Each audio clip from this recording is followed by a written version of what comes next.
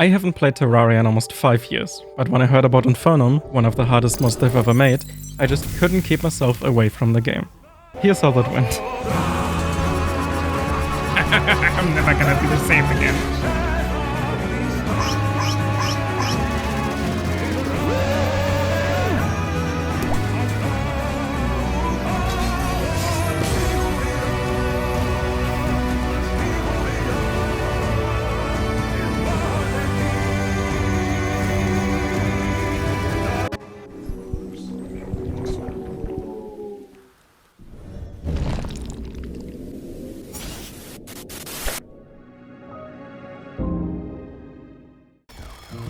Infernum is an add-on to the Calamity mod, which is one of the biggest mods in Terraria that adds hundreds of new items, tons of new bosses, mini-bosses, events, difficulties, references. It's basically a whole different game, it's mind-blowing. And Infernum reworks every single boss fight and mini-boss fight to make them much harder and way more interesting. Some of these bosses get some genuine mechanics where it's more than just dodging. This mod is difficult enough on its own, but as someone who hasn't even played in 5 years, I could barely call myself rusty. I forgot how NPC houses worked, and I almost rage quit at Kingslime. My goal in this run was to beat every single boss fight, get familiar with them again, and eventually beat the boss rush at the very end. This was going to be no small task. I was ready to spend weeks in this, and the entire thing clocked in at around 120 hours, so yeah, it was a lot, I would say. But I enjoyed every single second of it. Enough yapping, let's just get into it.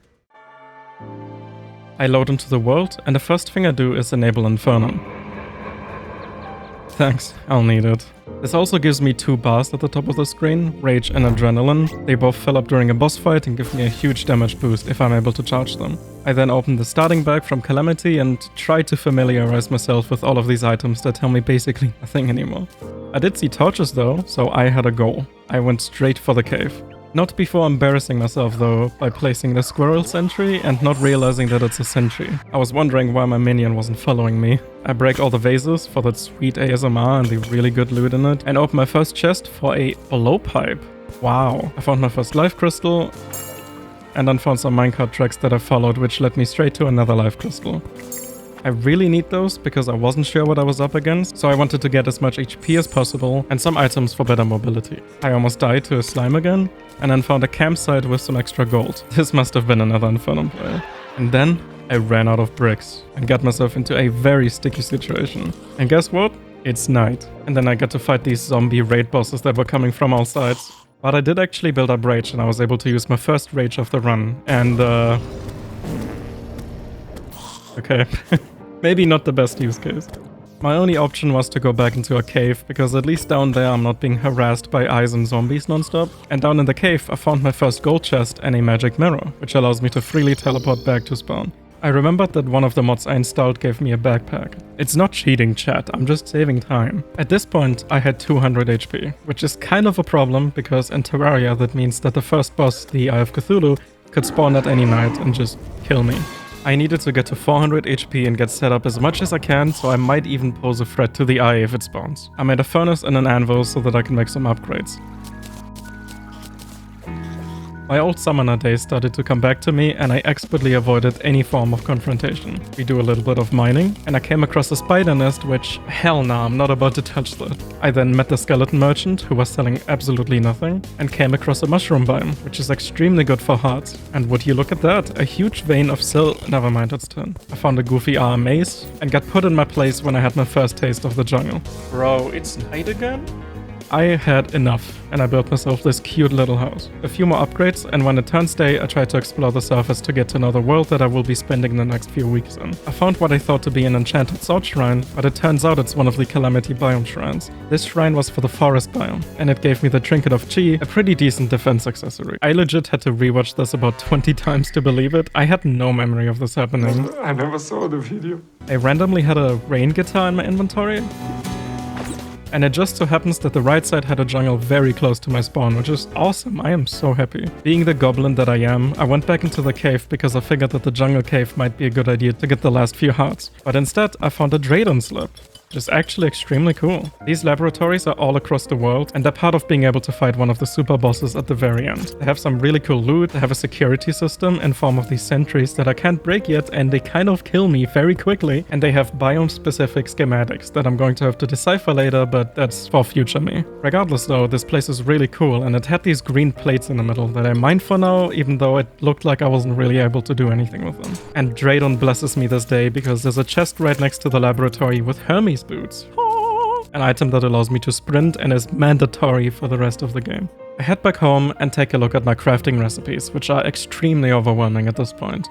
I make a slime staff, which in the base game is an extremely rare drop, so being able to craft it is kind of nice, and then place down all of the Draydon stuff. I'm gonna talk more about these when it actually makes sense. I was emptying my inventory, and while I was working, my trusty slime was fighting the zombies. Look at him go, dude. He is insane. When looking through the crafting recipes, I saw the Gilded Dagger, and I really wanted to make and try it out. This is a rogue weapon, which is a whole new class that Calamity adds. This class is very similar to a throwing class, except that the base game doesn't have one anymore, it was discontinued. But it comes with one very special mechanic, the stealth mechanic, where if you have a rogue armor set, you slowly generate stealth while you're not attacking. And if you let it fully charge, you can do an empowered attack, like this one. The only problem is that I didn't think about getting a rogue armor, so I kinda just wasted all that potential. You might be wondering what kind of class I'm planning to go for this playthrough, and the answer is yes. And after all of that, I went back into the cave one last time because I wanted to make sure that I'm prepared before I take on the first few bosses. I found for some more gold, trying to get a full armor set, and then found 3 life crystals next to each other, which got me to the maximum of 400 HP. For now, that's all I can get. And at the very end, I made it all the way to Hell and destroyed some of the vases because you get some extremely good potions down here. I also got a Hell Forge, which at the moment doesn't do anything for me, but I will need it later, so I might as well. And when I was back home, I crafted one of the Explorer drones to discover the planetoid laboratory above me, but I had no means of getting there at the moment. And then I wanted to finish exploring the overworld. On my way to the left, I came across this very cute shack, and shortly after I got to fight a giant seahorse. I fought my way through the nighttime corruption, and then I found the dungeon. Pro tip here, I'm hitting the ground with my weapon because the intrusive thoughts told me to, but also because it emits glowing particles that are going through the ground, so if there was a pyramid below me, I would be able to see just a little further. And when heading to the right side, I came across a massive tree that led into a beehive. Fuck! First of many. I know, dude. This one right here is one of Infernum's custom achievements called Death Wishes, which I believe is inspired by Head in Time. One of those in particular will be very important later, but if you want to see me try to get all of them in another run, then I might just do that. I don't know. Back home I crafted this thing, which allowed me to ping through walls and see resources in chests. It's very useful, although it doesn't show me what kind of ore I'm looking at. And I was also able to craft a lucky horseshoe, which is an extremely important accessory that negates fall damage. I then tried making NPC houses. And I had never used this mod before, so I didn't know how the staff works. What I ended up doing is placing 3 rooms for beds that only I can use. I wonder if NPCs will move in here. Are you mentally unwell? I then found a very obvious dead man's chest. Not today, my friend. And got a cleansing jelly, which is an accessory that when healing creates a little aura that cleanses a debuff, which could be extremely useful in the jungle in case I get poisoned. And speaking of, I got to fight the horrors of the jungle. This is a nightmare. None of these enemies are even taking damage. And I finally got a cloud in a bottle, which gives me a very simple double jump. There's much better versions, but for the time being, I'll take it. Oh, wow! No NPCs. No way, dude. No NPCs. I can't make this shit up, dude. What am I doing? I did make a lightsaber though, like that funny movie with the stars and ships and all that stuff. And then I finally figured it out. Oh man, I can't believe I'm gonna upload that to YouTube. In the overworld, I came across some more of the Wolfram enemies, which is a very important early game enemy that's added by Calamity. They can drop a lot of very important accessories and items, and also allow you to craft some really cool early game stuff. And one of those things is the Rover Drive, which is an accessory that gives you a small shield that absorbs 20 damage and gives you 10 defense while it's active. But it does need to recharge after it breaks. Still, early game this is insane. And then I walked past this weird shrine at the surface of the corruption. I never ended up figuring out what this is, so let me know if you know. And lastly, I came across the ocean, which marks the end of the world. That means that the Sulfuric Sea, the Calamity Ocean, is on the other side though. I was now in the final stretch to be able to take on my very first Infernum boss fight. And so I make my way to the underground desert, which is an extremely good spot to get some very good items, but it's very dangerous even at this point. Down here I had 2 goals. I wanted to get some Storm Lion mandibles, which I used for some decent equipment and for the next boss spawner, And I wanted to get a magic conch, which is an item that allows me to teleport to either of the two oceans so that I don't have to travel as much. In the process, the angler died. I mean, okay. And I found the golfer, which I completely forgot exists. You can apparently golf in this game. Here's a very good example of what I talked about earlier. The particles of the dagger are the only reason I found the chest room, and it paid off because the chest had a magic conch. After some more digging, I found this really weird big desert room. Later on, this turns out to be one of the coolest things in the entire mod, but for now, I am clueless. Once I saw that the traveling merchant was there, I teleported back to go check him out. He has a relatively low chance to arrive once every day, and sometimes he can sell some good stuff, but not this time. And now that I actually had NPCs, wow, so cool, I was able to go and buy one of the dog pets. This one is extremely cute. And after that, I used the magic conch to teleport to the Sulfuric Sea. Below the Sulfuric Sea lies the Abyss, which is one of the scariest and craziest places in the entire mod, but I was by no means equipped to even touch the water here, so I quickly ran past it. Then, when I was back home, I took a gravitation potion so I could head to the planetoid lab that I saw earlier, and it had some pretty good loot. I raided the laboratory, and when returning, I crafted the spark spreader, which is a very low-level flamethrower, but I figured that this would be a very good weapon against the King Slime. And then I headed down to the corruption altar and crafted the slime crown, the item that allows me to summon King Slime. I was finally ready to take on a boss. Or so I thought. The time had finally come. Now, in a normal playthrough, King Slime is a complete pushover, but in this run he was actually kind of difficult. Also, in Infernum the bosses have this cool little intro. I just like it, okay, I'm a nerd. He spawns a jewel above your head that will try to predict where you're going and shoot ahead of you. And in the third phase, the ninja inside of the slime actually comes out and starts throwing shuriken, which gets really annoying if you have to get close to him.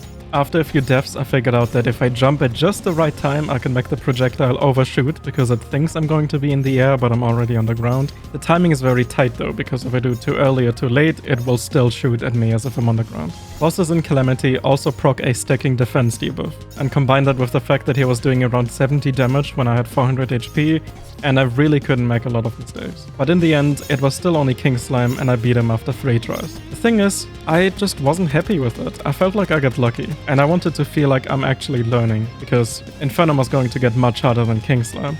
And so I continued trying to practice and learn him. But not before trying to fight Desert Scourge, who is the second boss in progression and the very first Calamity boss. His spawner is made with the Stormlion mandibles that I farmed down in the desert, and so after making a small arena, I was ready to fight him. But just before the fight began, the seahorse dropped me the immediate spark. This item releases sparks when I get hit and is particularly useful against segmented enemies like worms. There isn't much complicated to talk about in this fight, he's just really aggressive and has a lot of projectiles coming from the sides. He also has this really cool slam attack where he slams into the ground and summons tornadoes that move to the side.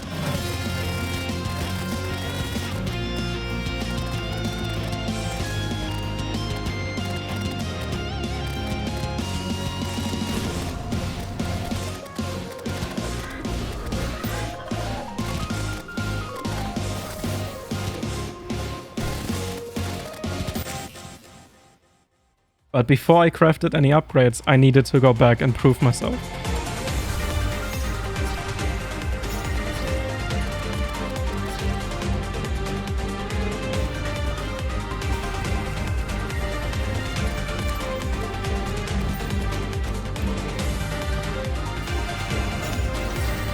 I don't know, dude. I don't know if I want to make this.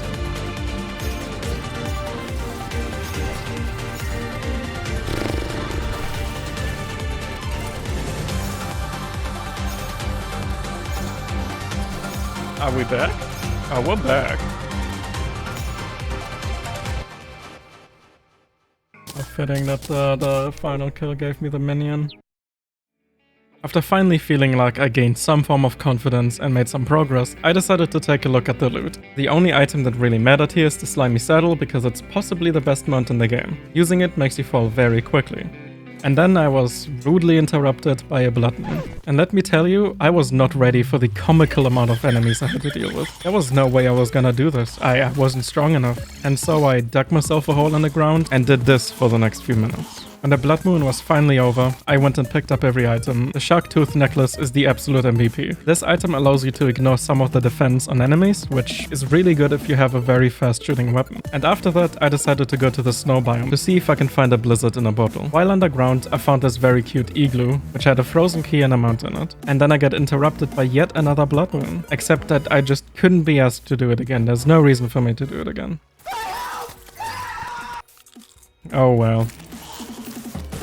The next day, I found a wolf from Helipack, which is technically considered wings, but they are bad. They are really bad. And then I finally set up a magic storage, which is the alternative to having hundreds of chests in your base. Anyways, let's not forget about the ice biome. And a few minutes later, I found a blizzard in a bottle. I didn't realize that I didn't pick it up though. While searching for the entrance to the Corruption Underground, I came across the Corruption Biome Shrine. This one had yet again another special item, the Corruption Effigy, which is a placeable item that gives you 10% more crit chance and movement speed, but you take 5% more damage as long as you're near it. And then I also got a Corruption Key for later when I kill Plantera. Afterwards, I started breaking the Shadow Orbs. The first orb is guaranteed to drop a musket, which is important because it means that the arms dealer NPC can move in, which is then going to sell me a really good weapon. Breaking an orb also makes it possible for a meteor to land, but more importantly, it can make a goblin army spawn. And a goblin army would be crucial right now because it causes another NPC to spawn that is a game changer. And because of that, I broke a second orb just to increase the chances a little bit. But I need to be careful, because breaking 3 orbs will spawn a boss, and I'm absolutely not equipped to fight that boss right now. I make some more NPC houses, and the arms dealer moves in almost immediately, which allows me to buy the mini shark. This weapon has extremely high fire rate and very low damage, which is exactly why the shark tooth necklace comes in clutch here. Then I made myself some tungsten bullets, I equipped the fossil armor that I made earlier, and then I farmed King Slum some more. And guess what? I'm finally the winner here. Ooh, goblins! I take them down and get a plasma rod. However, I still need to go and find and save the NPC in the underground. And after fighting King Slum yet again, you can tell there's a vendetta going on here. I sell the loot for some... By now I was ready to move on, and so I headed back to the desert and made a bet near the Scorch arena. The reason being is that Scorch drops equipment that can be turned into sea remains, and with that you can make the Victite armor. It's both an upgrade to my current armor, and it comes with a very special bonus of being able to breathe and move freely underwater. Killing Desert Scorch causes the depths of the underground desert to rumble, which means that the sunken sea that's at the very bottom of the desert is now more lively. By going down there after killing Scorch, you are able to fight the giant clam, which gives you a decent amount of upgrades, but more importantly, spawns a very useful NPC. And so obviously I wanted to go and find it. And shortly after, I did. And I came across one of the giant clams pretty much immediately. I let the intrusive thoughts win and shot him first thing, and let's just say I regretted it. And I also didn't have Victite armor, which meant that I wasn't able to breathe underwater. I am under the water. Please. But before I could go back and try again, there was yet another blood moon. And so I went back and just held Moss 1. And after that, I made the Victite armor. I had totally forgotten about Torch God, which in progression should have already been done. And so I went back and tried beating him. It's not really a boss fight, it's kind of just a gimmick. You place down 100 torches and then they start shooting at you. But if you beat him, you get a quality of life item that's actually really nice. With this arena here, the fight is completely foolproof. You just walk in a circle over and over and all of the torches will miss you. Just make sure you can't get stuck in it. Time to go back to the Sunken Sea. This time I made an arena for the clan. For being a mini-boss, this fight was really not that easy.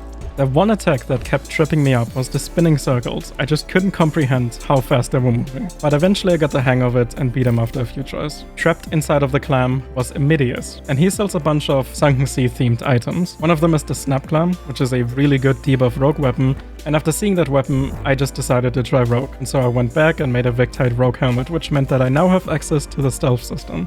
I made the Victite fish boomerang, I bought the Snap Clam, I also made the urchin mace to try it out because I think it's really cool, but I didn't end up using it very much. And once I was back in the Sunken Sea, I found the laboratory. Just look at how cool this aquarium is. The design in this one is amazing. I wish I could live here. I mean, I was seriously considering to build my house down here. It has this little aetherite looking thing which is made out of sea prisms, and so I mined it because I need those. Sorry for vandalizing.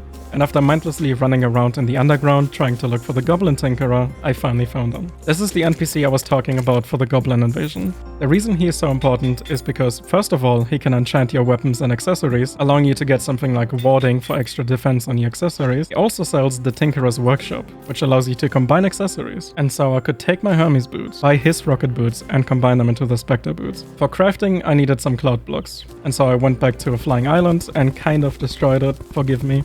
And while I was up here, I just flew from island to island, hoping I might find the fledgling wings, which are actually pretty good wings that you can get early on. I didn't find it, but I did find a balloon, and I got some sunplate blocks by destroying these houses. The balloon can be combined with Blizzard in a bottle, and gives me the Blizzard in a balloon. Now it's a double jump with increased jump height. I ended up just crafting the wings, and together with the Blizzard in a balloon and the wings, I had very good mobility at this point. And so, I decided to take on the Eye of Cthulhu. Nothing is stopping me. The Eye of Cthulhu was a test of mobility. On top of the typical minions that try and dash into you, there were also blood balls in the arena to take away space, dashes that just continue to get faster, and the Eye also tried spinning around me to catch me off guard. It was a very refreshing take, I really liked it.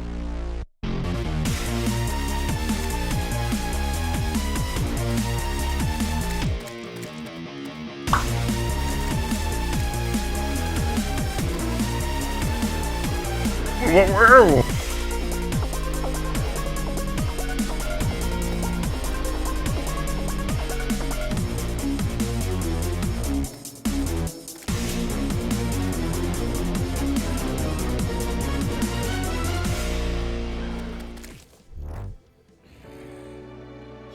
And the eye goes down first try. I have successfully beaten the tutorial.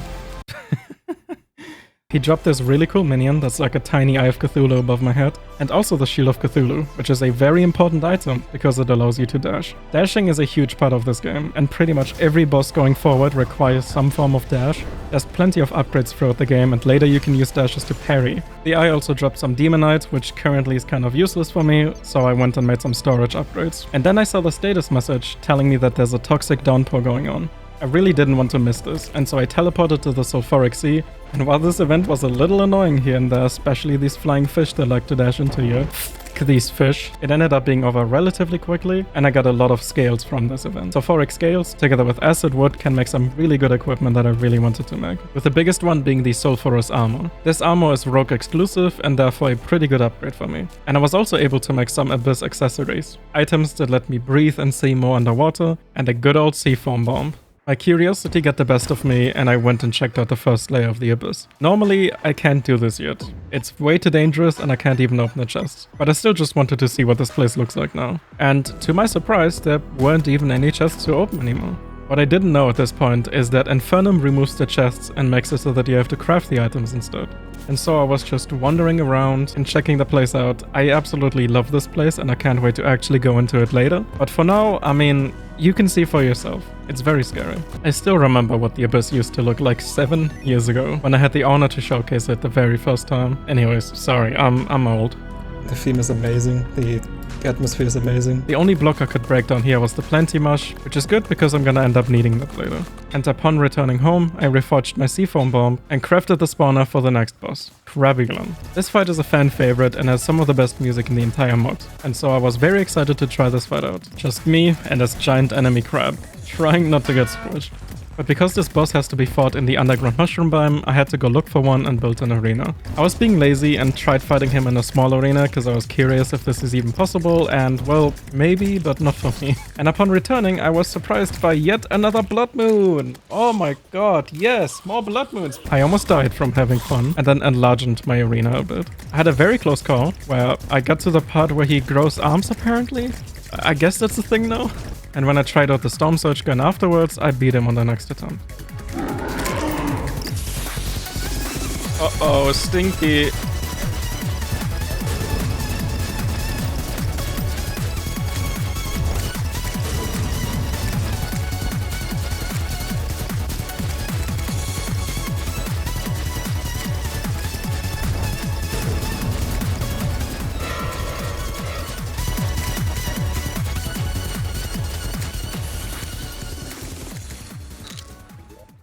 You know, it would have really helped if I had the right accessories on, like a f***ing dash. and then I killed him another time and another time, because this fight is really fun.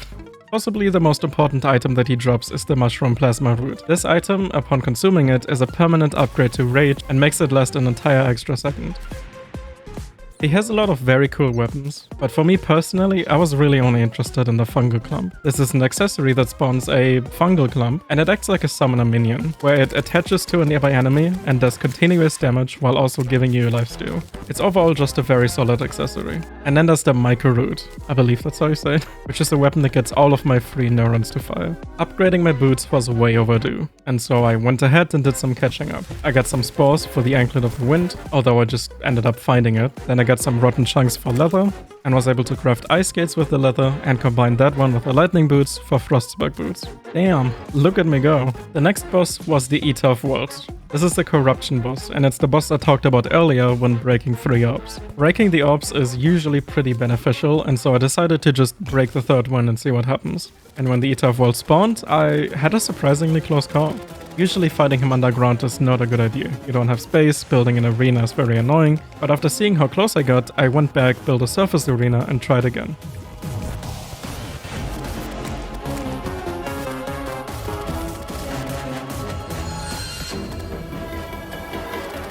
The worm seemed overall pretty slow. He shot projectiles that split into 4 more, and then a little later in the fight spawned thorn walls to block some of my path. But it didn't take very long for me to beat him. Oh, it was a different story when he split into 2.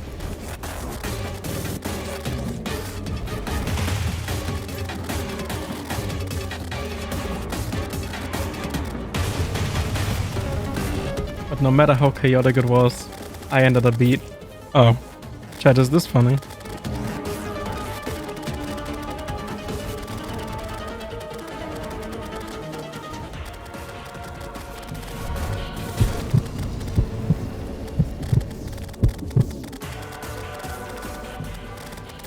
And the Eater of Worlds goes down, 2nd try.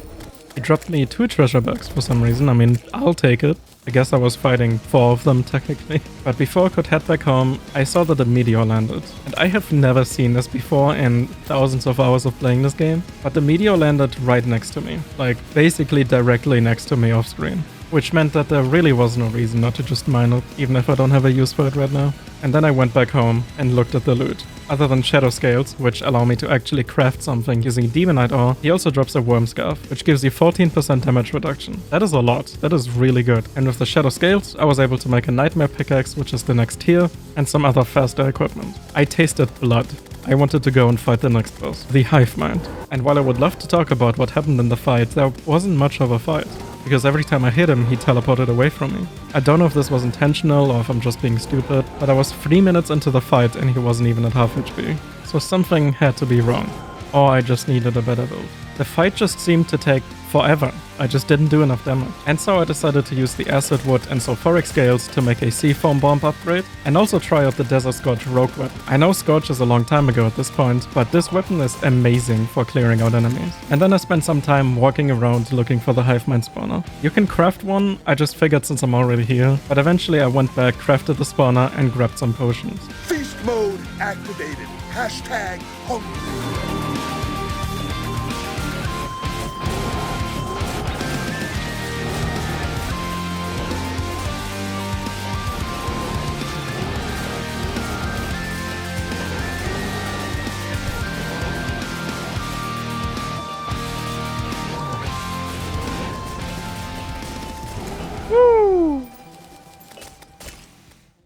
The fight is extremely cool, although there's a special mention for these diagonal gaps. This is a repeated pattern throughout the entire mod, and it's the bane of my existence. Because staying on the same height mid-air, even with wings, is not easy, but if they're diagonal, it's just so hard to deal with. The sky is glittering with cyan lights. What that means is that the blue ore that was in Flying Islands that you might have noticed earlier in the video is now mineable, area light. And it's the next tier of upgrades. But before I go for that, I kill him one more time just because I wanted to use the duration of my potions. This weapon is sick. It's like my breath in the morning, dude. I don't know how they did it, but the mining sound for Aerialite is so incredibly satisfying, and after making some bars, I was able to make the bundle of balloons. This item combines all 3 double jumps, and then I also made the Skyline wings, which is an upgrade to the fledgling wings. The set bonus for the aerialite armor grants you quick fall and disables fall damage, so it's very similar to the slime mount. And then I had my sights set on another target, and once I was newly equipped, it was time for the jungle. The Desert Scorch rogue weapon I was talking about is really good in this area in specific. After exploring for a little bit, I find what is possibly the worst hive I've ever seen. I need to blur it, because if I don't, Disney might sue me. And guess who's taking a f***ing nap while I'm working? The Tavern Keeper. This NPC unlocks a relatively useful event, so keep that one in mind. I'll be doing it very soon. Quick sanity check on Queen Bee. Yup, all good. And back home, I crafted Turbulence, which is a new rogue weapon made out of aerialite. After getting a taste of the fight, I knew I needed some form of AoE damage. And after getting some bottled honey, I was able to craft a Queen Bee spawner to avoid having to look for hives. I got all of my accessories to menacing, placed a bet, and then tried the new weapon out on Queen Bee herself. And this is when I got to the new attacks. The bee bullet hells. This fight definitely packs a punch. It's kind of crazy how many bee bullet hell attacks there are. And once I realized what I'm up against, I had to make the arena even bigger. My next attempt reveals the attack that will be a problem for me for a decent amount of time. This one right here. I still hadn't completely familiarized myself with the game, and on top of that, my mobility was too good for this part, because having a triple jump makes it really hard to move precisely, and so I ended up dying. On another attempt, I made it past it, just to see that there's yet another crazy bee bullet hole. And while I was getting better at the problem attack, I ended up choking again, just at the very end of the fight. And that's when I started switching my accessories, because I didn't want the double jump for that attack, but I wanted the extra mobility for the rest of the fight. My fights kept getting closer and closer, but I was only able to finally beat her when I switched to a flamethrower and the ranged aerospec armor.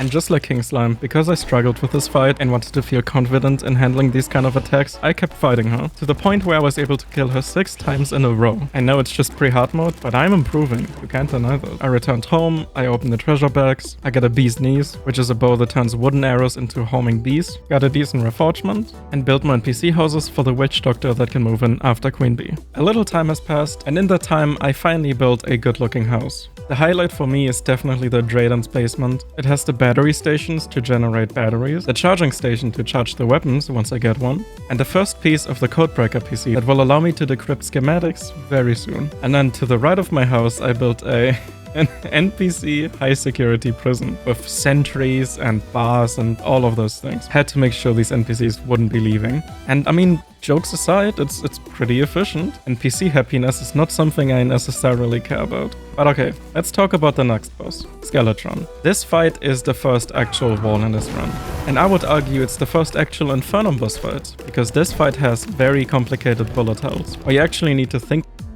And this fight took me a good amount of time to actually learn. And man, I'd be lying if I said that this wasn't a good preparation for the rest of the mod. And so I made my way over to the dungeon. I built the arena, placed down some heart lanterns, and when it was night, it was time to talk to the old man and attempt to lift his curse. The first attempt was nothing short of an all-hit run. The bullet hells were extremely overwhelming. I felt like I was getting caught off guard, like my movement was being predicted. And then he went into this phase. I got lucky the first time, but when he did it again, I realized just how much of a problem this attack will be. Thankfully, Infernum adds a spawner for him, so I don't have to wait for the old man to respawn, and it also turns at night if it's day, which is very convenient. But I have to say that no matter how difficult and frustrating some of these fights are, they have been so much fun. Every single one of them has been amazing. And the Infernum changes are so cool. I loved every second of the mod so far. On my next attempt, I tried the opposite approach. Instead of running away and dashing a lot, I tried moving very slowly.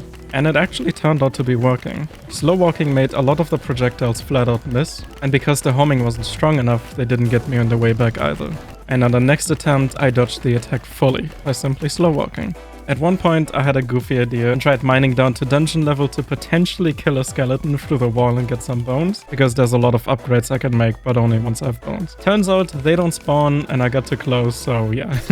Mistake after mistake. These runs were ending extremely quickly. All it took was one mistake. And after yet another very close attempt, I had a change of plans. By going into the underground desert, I was looking for the desert shrine, because I remembered from back when they were actually added that the desert has the Luxus gift. This is an extremely good item that adds an extra projectile to basically every weapon. Depending on what weapon type you have, the projectile is different. And after digging around for a little bit, I found the shrine. And immediately after, I had this attempt.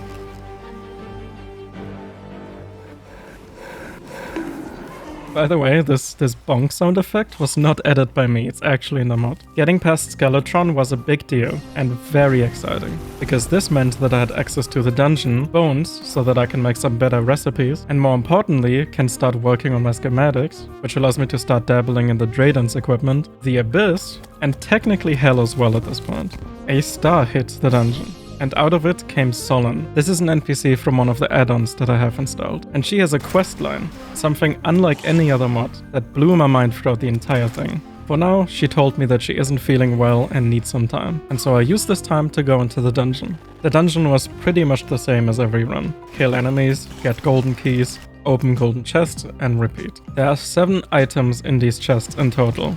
The only one that really interests me is the Cobalt Shield, because equipping it makes it so that you don't take any more knockback, and it has an extremely long upgrade path to turn into a very good accessory later. And I was under the impression that I needed the Shadow Key for the Abyss, but that's because I didn't know that the chests were removed. The only other use for the Shadow Key is opening chests in Hell, but those are generally underwhelming, so it is what it is. I'm not going to just throw them away for no reason. If you're wondering what this weird thing is, it's the Luxus Gift Summon Projectile, which is basically just another minion. Yet another reason why this accessory is crazy good. And at the very end I came across this enormous room, which had Ceaseless Void in it. This is a boss fight from the end of the game pretty much. One of the last bosses that you fight in the entire mod. So it was crazy to see him chained up here. I will come back to this about 80 or so hours later into the run. And when I was done and talked to Solon again to see if she has no dialogue, she did ask me for shelter, but more on that later. After preparing for a little bit, I went back to the Abyss, where I quickly learned that I cannot go into the second layer yet. Down here, I'm losing my breath very quickly, and bro, I was mean, because I tried leaving when I was drowning, and you just can't if you're too deep in the Abyss, it doesn't let you. On killing one of the enemies, I had a lionfish dropped. This is one of the rogue weapons that originally could be found in one of the chests. And this thing slaps, primarily because it applies a very nasty debuff to the enemy. And when it finally clicked and I realized that there were no chests anymore, I went back, and because I had access to bones now, I was able to craft the decryption computer and decrypt my first schematic. The animation from it is extremely cool. And if you want to read what it says, you can pause the video. But finishing the schematic unlocks a bunch of new recipes. Generally, the Dradon weapons are slightly stronger than other weapons in the same tier because they require extra effort in having to charge them. I also made a potion bag, which is just a little quality of life thing for me. The Abyss had allowed me to make one of the best weapons in pre-Hardmode, the Archerfish. This water gun pierces and does more damage up close, which makes up for the disadvantage most ranged weapons have. And to showcase one of the Draden weapons, I did make the tracking disc, which is a rogue weapon, and I was surprised by the fact that you can't even use them with 0% charge. The more charge they have, the more damage they do, and all things considered, it's a really good weapon. And then it was time for the next boss, Deerclops. My first attempt at making an arena ended up not really working out, because he falls through platforms and all of his attacks still spawn on platforms, so it was kind of awkward to deal with. Although I still made it to phase 2, where he shrinks the arena into the circle area, and then attacks you with hands from the outside of the arena, while also still trying to hunt you down and attack you. Next attempt, I fixed the arena, and it was at this attempt that I realized that being above him no longer punishes you. In the base game, if you're above him for too long, he will get mad. This is to prevent just cheesing him by being above him. But in Infernum, that one was removed. That meant that going forward, I was going to try and just stay above him and see what happens. And it felt like it was the way I was supposed to fight him. I had a pretty close call, and not much later, I ended up beating him.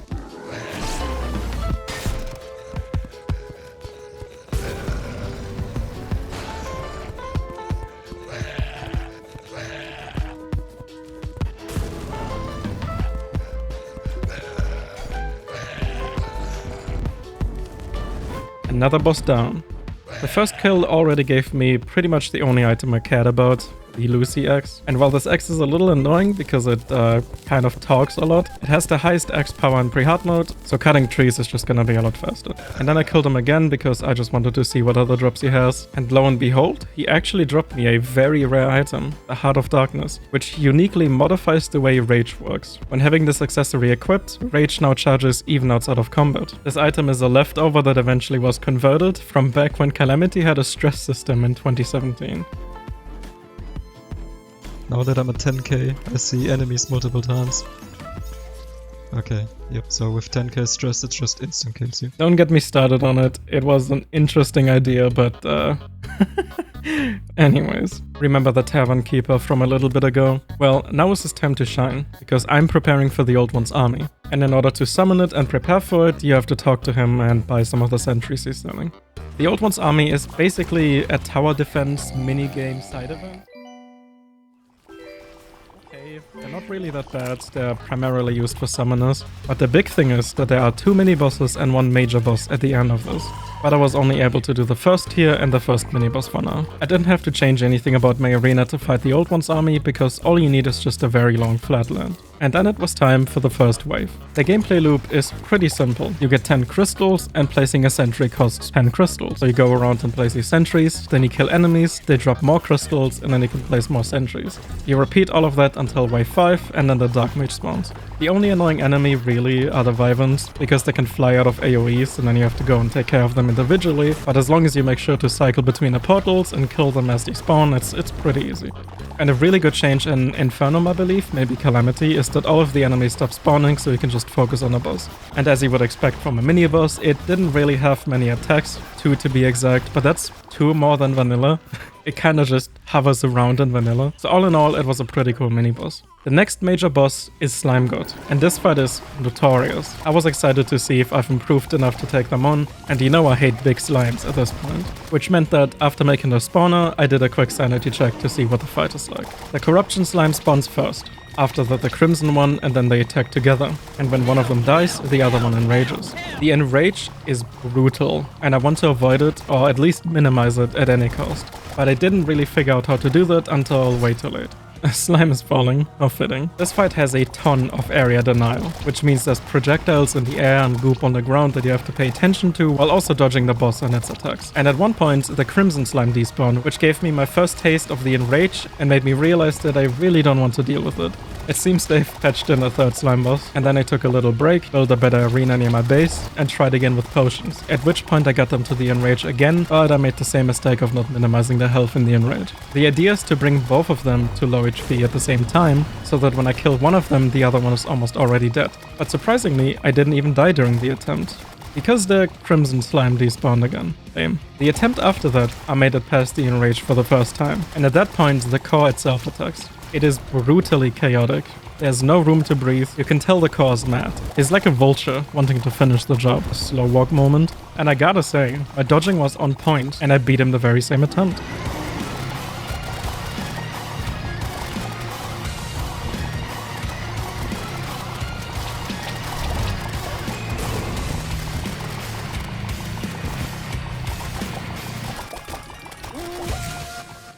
Kinda proud of that, not gonna lie. And so the farming began, because they drop purified gel, which is extremely important to make big upgrades right now, and also a lot of gold. I got another pretty smooth kill, and when opening the bags, I got the electrolyte gel pack, which, similar to the rage upgrade early on in the game, is an adrenaline upgrade, and makes it deal 20% more damage. I haven't really explained it yet, but adrenaline charges during a boss fight as long as you don't get hit. If you get hit, it goes back to 0. And in Infernum, it takes a whole minute to charge. Now, at this point, you're probably wondering why I haven't included any adrenaline in the footages, and I swear that they have happened. They're just not as entertaining, and I couldn't really find any. So, yeah. With the new Static Refiner workbench, I was able to make Static Gel armor, which is a huge step up.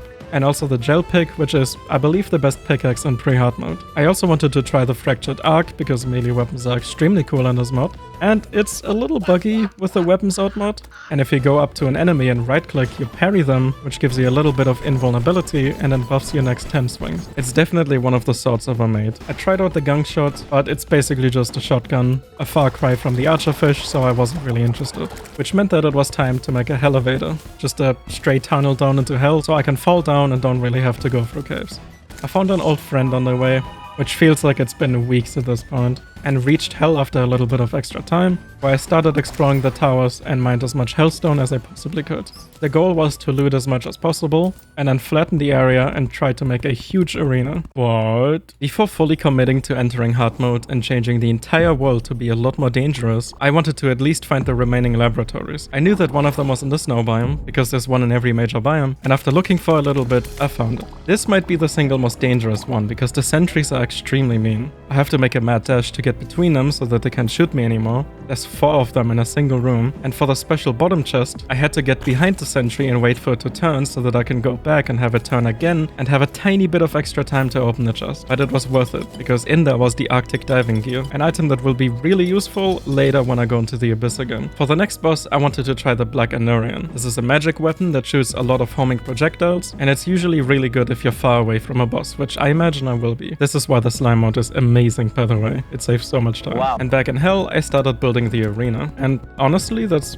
really all I did. I looted the towers and opened the chests, but there was nothing really noteworthy in any of them. I had to destroy the ceiling and the towers because I wanted to make sure I won't get stuck on anything if I really have to, and in the process I was being harassed by all forms of enemies. It was a very slow and tedious process, like it is in every playthrough, until I came across the last laboratory, at least as far as I know, the Hell Laboratory. This one does not only have the schematics, it also has the Murasama, which is kind of a legendary weapon in this game. It is locked and unable to be used until all the way after Devourer of Gods, which is approximately like 30 bosses from now. You can technically use it if you named your player a certain name. Okay, editing levy here. They removed this, it's not a thing anymore. But over the years, they've made this weapon so cool, I just have to say it here, that the animations of this weapon are probably some of the coolest in the entire mod. All the way to the right side of hell, I found the Profaned Garden, which is Infernum's unique biome. What I didn't know is that there's a chest down here with one of the best items in the entire mod, at least when it comes to quality of life, but more on that later. And there was a ritual plate in the middle, which was talking about one of the bosses you will have to fight here to break this unbreakable crystal wall over here. It's really cool. I've never seen anything like this before, and I was beyond excited to get to this point and just see what Infernum has to offer. Mining Hellstone is good and all, but you also need Obsidian to make Hellstone bars, which meant that Project Obsidian was being launched, farming Obsidian on a scale never seen before. This shit was crazy, because I took an entire pool of water down with me, basically to hell. But seriously, this was a very efficient way of doing it, and I had more than enough Obsidian for the rest of the playthrough. Back home, I made the Knight's Edge and the Lunarian Bow. These are basically ultimate pre-hard mode weapons, because they consist of combining almost every tier of weapon throughout all of pre-hard mode. And given their status, they also have very cool animations and are immensely powerful. And speaking of ultimate pre-hard mode stuff, I still had to upgrade my boots to the Terra Spark boots, which are the best ones you can get in pre-hard mode. And there you go. Terra Spark boots. While expanding the arena, I came across the very left of hell this time, and that's where the Profaned Crag is. This is one of Calamity's biomes, in which you're going to fight a boss later on, and the atmosphere down here is really cool. I once again blatantly missed a chest, I don't know why, and after having seen literally all of hell, I decided that I might just give the Wall of Flesh a go. And by throwing the voodoo doll into the lava, I sacrificed the guide and summoned the monster. In Infernum, the eyes are flying and detach to hover around you whenever they break. While they are hovering around you, they shoot lasers, which are very hard to dodge. And at the same time, the wall shoots a lasting laser at you that hits for so much damage, it's disgusting. And as expected, I failed pretty quickly, but it didn't deter me. I tried again, trying to just learn the attacks, and who knows, maybe I get lucky and beat it. And in the same attempt, I made it to the next phase, in which the eyes go back to the wall and start shooting laser walls at you. Another attack that is very difficult to dodge. And in the next attempt, I started to feel really comfortable with the fight, and there was a real possibility of beating the wall, until my arena ended. Way too early, which meant that I had to go back to making the arena way bigger. It took a very long time again, but when I tried fighting the wall again, I finally got into the rhythm of jumping whenever the lasers shoot. That to me seemed like it's the only way of dodging the lasers. And then I died with the wall at 29 HP. Fucking 29 HP, dude. But that's all I needed to know that I will do at the very next attempt. And I did. I beat the wall of flesh and I entered hard mode. Everything was going to change.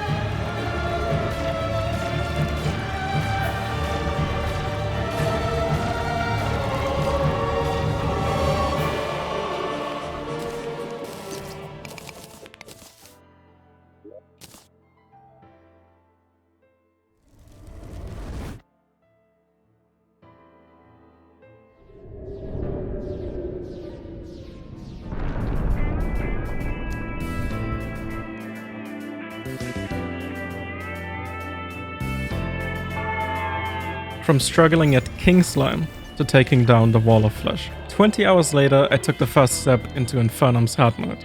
The confidence was high. After steadily improving, I was certain it was only going to go up from here. And oh boy, was I wrong. Whoa. The world is like shaking and turning black. The first few brick walls weren't far from here. Infernum's difficulty doesn't rise linearly, it's exponential. But hey, how about we share that pain together? Hard mode was the equivalent of starting a new run. New biomes, enemies, bosses, events, new problems. The corruption in Hollow spread like a disease. The sunken sea trembles. A star has fallen from the heavens. My head vibrates. Enemies hit me for numbers I had never seen in pre-hard mode, and my weapons are essentially blowing at the enemies. I needed upgrades bad. But where to start? First of all, it sure would be nice to survive more than 2 hits, but until I got set up, I was stuck with a Statigil armor from pre-hard mode and a Wall of Flesh scraps. Speaking of, the wall dropped me a Demon Heart, which gives me an extra accessory slot. Absolutely invaluable. And also a class emblem for bonus damage. Yes, that is a Meow Thrower. Don't ask me, I'll take anything at this point. I also got the Pwn Hammer, which I used to break the altars in the corruption. Usually that's what unlocks the new Tears of Awe and upgrades, but Calamity changes it. For the better. In a normal run, you break the altars, then skip tier 1 and tier 2 ores and go straight for tier 3. Calamity makes only tier 1 available at the start of hard mode, and each mechanical boss unlocks the next tier. But okay, enough mining, a full set of palladium will help me at least a little bit. Next up, I would like to deal a little bit of damage, please. There were near infinite choices of weapons, but in my current state I couldn't afford being picky. So, the first order of business was farming souls and essences. The Brimstone Crag now drops essences of Havoc, and in the process I would come across souls of Night and Light from corruption and hollowed enemies respectively. After some farming, I decided on the Phoenix Blaster upgrade for the time being. Thermocline Blaster. My hope was that the DOTs it procs would help me a little bit with my damage. But guess what? Blood Moon. And bro, I still wake up in the middle of the night sweating from this Blood Moon, just to look at it. If I thought I was weak, this Blood Moon made me feel like a pacifist. Was I supposed to be able to do anything here? This right here is an Arrow Stone, an accessory that gives me more flight time. I got that while trying to survive in space. Otherwise there really is nothing to show. I should have made better wings, but I am an idiot, not sure why I didn't. While fighting some of the new astral enemies, I found an item called Glorious End. The happiness that this thing will bring me throughout the run is priceless. It's a weapon that is used to crash into enemies, although you take damage yourself. Instead, however, you can use it as a movement tool and cancel it manually. It's so fast, it makes traveling so good, and it follows your cursor. I love it. The astral biome is the star that fell from the heaven when I beat Wall of Flesh. There's a ton of new enemies that are extremely dangerous, and in the middle of it is a giant summoning altar. I have zero business being here, so I'm going to show you guys more once it's actually time to go here. I also came across the wizard who straight up sells the Rod of Discord now, so that's cool. And after crawling my way through Calamity's early hard mode, I finally had somewhat of a setup, which meant that I thought I was able to take on my first boss. The first hard mode boss was Queen Slime. Queen Slime. Click King Slime. And yeah. She has some very tough attacks. I immediately noticed a step up in difficulty from the previous pre-Hardmode bosses. And there was once again this one problem attack that got me over and over and over and felt like one of the biggest hurdles in the entire fight. There's so much area denial, and when after a handful of attempts I finally saw the second phase, I was scared. Because these attacks are not looking fun, they're looking very difficult. And I'm honestly not sure how to deal with it. Thanks to sheer luck, I had this one attempt where I was able to get further into second phase, even though I got hit by pretty much every attack. And it ain't getting easier, boys. Like, this is some tough shit. So I decided that instead of ramming my head against the wall, I wanted to get some better gear. Since honestly, there were a lot of things I forgot about, and I felt rather weak at this point. One of the first things you should do in Calamity Hardmode is fight the giant clam again. The Sunken Sea Trembles means that the clam has been improved. It is now way harder to fight, but it also gives much better loot. And honestly, it really wasn't that much harder, but there was unexpected complications. Because I built my arena above the Sunken Sea, and that's why I think that this is actually a thing. Like, this is my conspiracy theory. I think that they have coded this in here to make this kind of arena more annoying. There were these little sand turtles that kept spawning. These are harmless on their own, but if you dash into them with the Shield of Cthulhu, which is the only dash I can have at this point, I cannot have any better dashes yet, I bounce off of them. Just look at how many there are. Like, this isn't funny, guys. Okay, it's kind of funny, but it was completely unplayable. I didn't even have to try, because if I tried dashing away from an attack or from the clam trying to body slam me, I would just bounce off right back into the attack.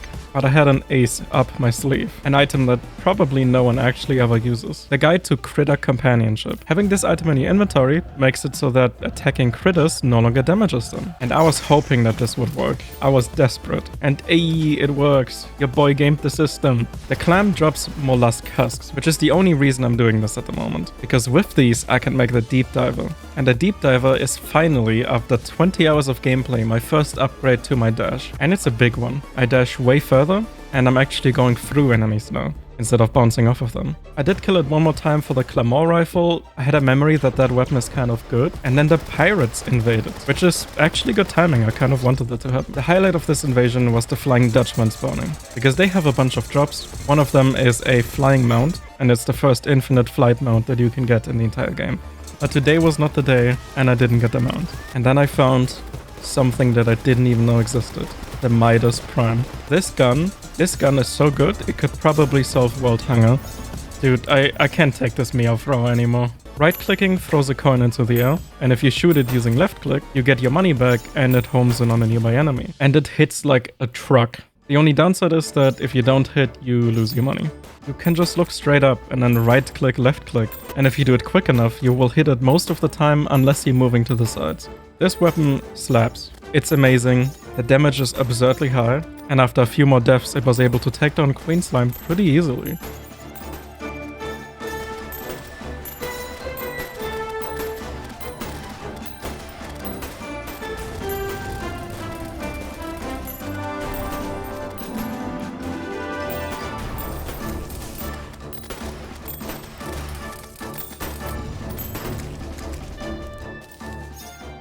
I killed her a second time because I really wanted to get the Crystal Assassin armor, and in the process I got the hook that she drops, which is interesting because instead of hooking and pulling you somewhere, you get teleported to wherever the hook hits. And her armor set has some very good universal stats that can be used for any class, and a set bonus that gives you a dash that's even better than the Deep Diver. And while I was at it, I crafted some new weapons to just try them out and see if I like any of them. The Wave Skipper is a spear that bounces a lot.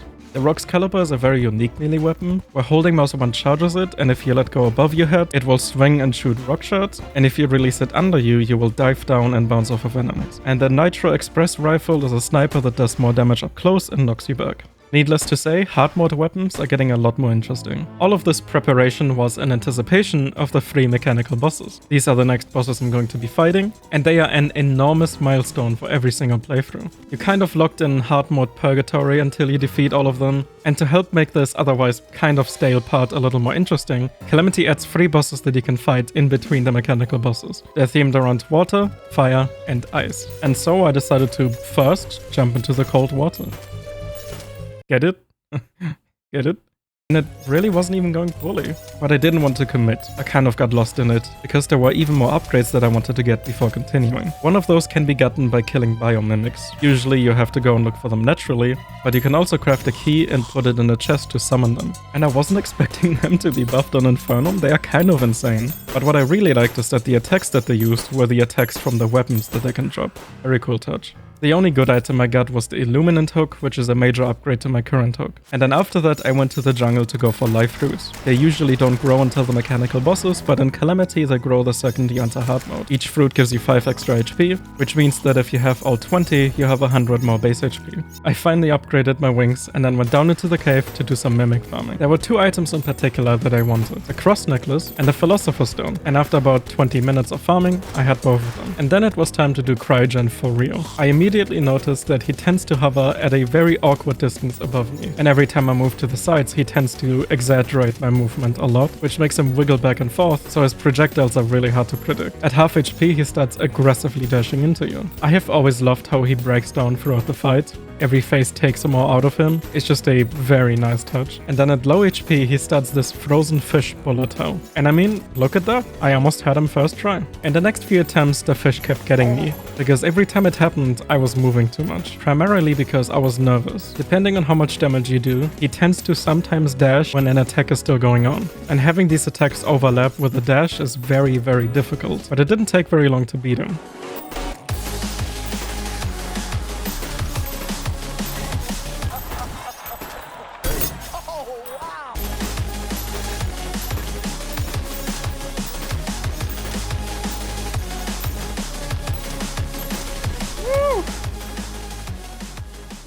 And when he fully broke down, he spawned Permafrost, who for some reason had a Dorito above his head. And so I decided to talk to him to find out what it means, which was met with a dormant key, a quest item for Solon. He also sold some pretty solid items, with the most important one being the frozen bacon, as it is a relatively cheap 30-minute long medium well-fed buff that I can rely on from now on. But I wasn't done yet, I wanted to kill him again. But the consequences of my impulsive behavior finally showed, and I ran out of money. Tip me. I need tips right now. I'm trying to raise funds to pay my bills this weekend. If you tip $8 or more, the magic 8 ball. I had burned through like 10 platinum worth of money. This was bad. And so I went back to my magic storage, sold all of the duplicates, and then manually sold some other stuff for a total of 6 platinum. Before going back to cryogen, I was distracted by seeing that Solon had finally moved in. And inside of her tent was a bookshelf where I can put my collectibles in. Some of you might have noticed that I picked up some books that looked different from what the game usually has, and that's because it has something to do with this mod, but more on that later. Solon told me that her telescope is broken, and so I went back and got the resources because I have more than enough. And after fixing it, I was able to stargaze. This left me in awe, because I have never seen anything like this in Terraria. Back when I played, there were certain limitations. I think it was even considered impossible just to change the reforgements, which meant seeing an interactive cutscene like this blew my mind. And it was just one of many things that changed the way I looked at Terraria completely. I got to look around a little bit, and at the very edge I saw this black hole, a rift of sorts. And Solon reacted very suspiciously. She didn't elaborate, but I could definitely tell that this was a big deal. And after an awkward conversation, I gave her the key that I got from cryogen. Apparently there's a castle hidden inside of the snow biome that has something to do with permafrost. She places a marker on my map, gave me a star charm as a gift, which increases my luck passively, and then I headed to the snow biome, where I ended up actually finding some form of castle that is surrounded by an unbreakable barrier. And when meeting her, she unlocked the door, I had a look around, and in the basement there was this frozen artifact. She told me to keep it, because it looked like some kind of seed and was probably important, and so I did. And when I was back home, I caught her sleeping. At which point my focus shifted back to cryogen. I had completely forgotten to open the bag. Cryogen always gives you the soul of cryogen, which are pretty good wings. It rains down icicle right now, so like it literally looks like I'm shitting ice. I'm 5 years old. And a bunch of magic related stuff. There was a summoner weapon that was really cool. And after seeing that I got his rogue weapon, I switched to the Titan Heart armor. This is an armor set that I farmed in the Astral biome earlier in the video, and it gives me massive rogue boosts on top of adding explosions whenever I get a stealth strike. And what better way to try my new build than to just fight the next boss? This fight once again impressed me. Very, very cool. And I mean, this attempt definitely could have been a lot worse. Apparently I missed the Skeleton Prime message. But you know what? I'm not even mad. This fight also seemed pretty cool. The second phase for the twins was insane. It looked very, very crazy. But then I looked at the time, and it was time for me to log off for the night. Blissfully ignorant to what tomorrow will bring. Today was the day I was going to take down the twins. No questions about it. And so I went into the caves to get some healing potions. I came across an earth element who looks very threatening but really isn't. And he dropped me a slug magnum, which is a ranged weapon that specializes in reducing enemies' defenses. Prime invaded again because apparently I did something wrong that really offended him. Shortly after, the pirates returned and I finally got them out. This is going to prove invaluable in building arenas. And perhaps in a boss fight or two. I watched the whole video to find out, and then I tried the twins again. The first proper attempt of the day resulted in a pretty close call, although the Slag Magnum was unfortunately not as good as I remembered it being. That being said, I was apparently very committed to using it, even though the damage was relatively sad. At one point I remembered that the Dread Nautilus exists. This is a mini-boss that spawns during Hardmode Blood Moons. Well, he doesn't spawn, you have to fish to spawn him. It's fucking awful. But luckily, there's a spawner for him in this mod. And due to the plethora of Blood Moons I had to deal with, I was able to craft it, kill him, and got the Sanguine stuff. The fight was so much better than vanilla, with my personal favorite being the attack where he summons Sanguine bats that chase you around. I had to actively kite them while dodging him and the projectiles. And the summoner weapon that you get at the end allows you to summon those bats for yourself. I'm a sucker for these kind of details. Then I stocked up on potions and fully committed to fighting the twins. And the next attempt went like this.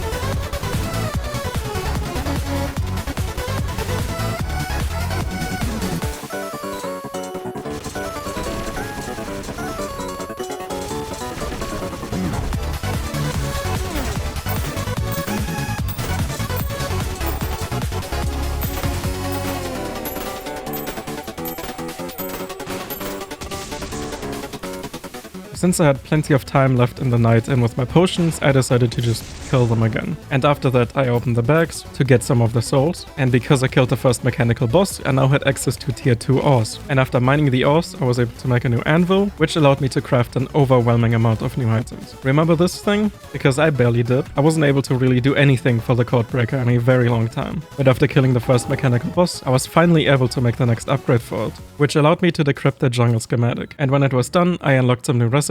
I got distracted and crafted some new items like the Speed Blaster, which is a paint gun, like it actually shoots paint, and when you right click it's a forward dash that buffs you basic shots for the next 5 seconds. And then I also made the Frequency Manipulator, which is a Drayden rogue weapon, and after charging it, I tried it on Desert Scourge because I needed to kill Desert Scourge for the Aquatic Scourge spawner. After getting the spawner, I went to the Sulfuric Sea because that's where you fight the Aquatic Scourge. I built an arena, chef's kiss for this mount, it makes it so much easier. And you might be wondering why I'm using minecart tracks. It's because you can fall straight through minecart tracks instead of getting slowed down like platforms. But I can still use my hook to reset my flight time, and if I time it right, I can also get a pretty big boost. 10 minutes later, my arena was done, and it was time to try Aquatic Scourge. You know what's funny? Do you see his health bar move? Because I don't. Turns out you have to fight him underwater in Infernum. Aquatic Scourge was a problem for me, which is funny because usually he's pretty easy. It comes down to this fight having an actual mechanic. Being in the sulfuric water means that poison is building up. If it fills, you get chunked for like a solid 200 damage or so. That's why these bubbles are spawning. You're supposed to be going into the bubbles to reset your poison buildup. Most of the time it works, but sometimes it doesn't. And what really got to me was the fact that I felt like I just wasn't learning. Every time I was just about to learn an attack and realize the pattern, I was hit by the poison and completely distracted. I started trying to really focus on getting into the bubbles, and it just didn't seem to work and got me killed most of the time. I made my arena bigger, but it meant that the water was lowering and I basically had the same amount of space I had earlier. There was just nothing in my favor. Any gear, potion, just anything I tried wasn't cutting it. But that's when I found a chest. I thought that Infernum removed all of them, but the ones in the very top layer remained. And this one had an Effigy of Decay. An absolute lifesaver, because being near this item makes you immune to the sulfuric poison. This meant I didn't have to deal with the bubbles. I could just focus on a boss fight and start learning. Except that there was yet another problem. Even though I was immune to poison, I felt like I was continuously being hit by poison. The bar wasn't moving, but I took 200 damage out of nowhere. It was getting more and more frustrating every single attempt. I just couldn't figure out why I was still being hit by the poison buildup when it wasn't building up anymore. Until it finally clicked. I think I figured it out. I think he drops like green clouds that are really hard to see. And I was right. That was the problem all along. The poison clouds are extremely hard to see. They were the culprit the entire time, because the poison bar was not actually filling a lot of the time. I was touching the clouds. But in hindsight, once I had figured out what the problem was, it really wasn't that difficult anymore. After hours of dying and tilting, I had solved the problem and was finally allowed to learn the fight like a normal boss fight. In a sense, it was satisfying. And then... Blood Moon. Blood Moon! Oh my god, that looks insane! Afterwards, I had another really good attempt, and that's when I decided to upgrade my build a little more. I started by looking for the Aether biome, because I wanted to shimmer one of the emblems I got from the Wall of Flesh. I found it, I turned my emblem into the Rogue emblem, I then went to Solin's tent and actually started turning some of the books in. And, it was a little buggy. I mean, I'll take it. But I don't think I was supposed to be getting this many items. I had plenty of cinnamon roll in now. Which, by the way, very clever pun. When I tried stacking them, they flat out disappeared.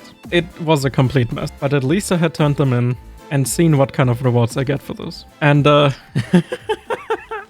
Blood Moon! My heart was racing when I finally made it into phase 3. Acid starts rising from the bottom, meaning that you have to race to the surface before the acid gets you. Both you and Scorch are in fight or flight mode. You're trying to leave the biome to survive, but that doesn't stop you from fighting, because once you're out, the fight continues, to the very bitter end.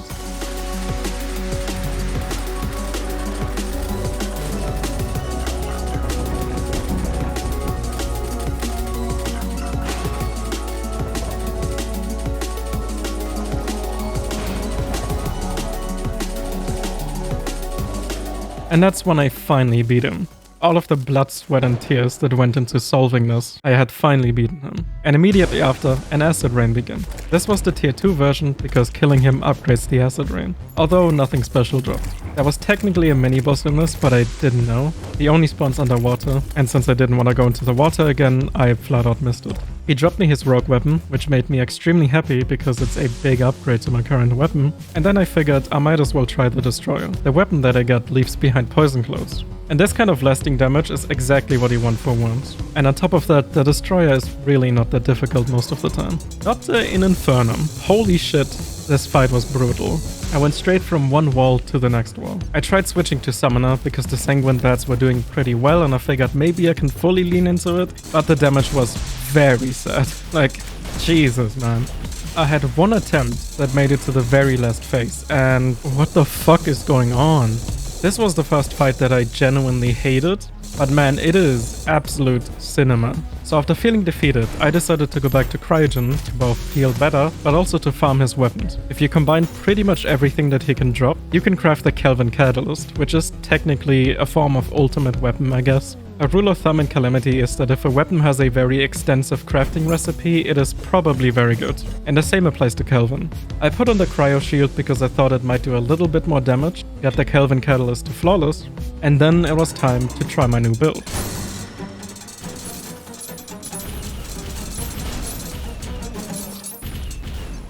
He flat out disrespected me, to the point where I gave up. But trust me, I would come back with a vengeance. And speaking of vengeance, the alternative would be Skeleton Prime. You can fight the mech bosses in whatever order, and so I decided that the Destroyer should probably be last. And this fight felt infinitely easier. Considering that the strength of the Kelvin Catalyst lies in stealth builds, I went out of my way to get the Coin of Deceit and the Mirage Mirror. They just help with generating stealth and basically make a stealth build viable. And then I beat him.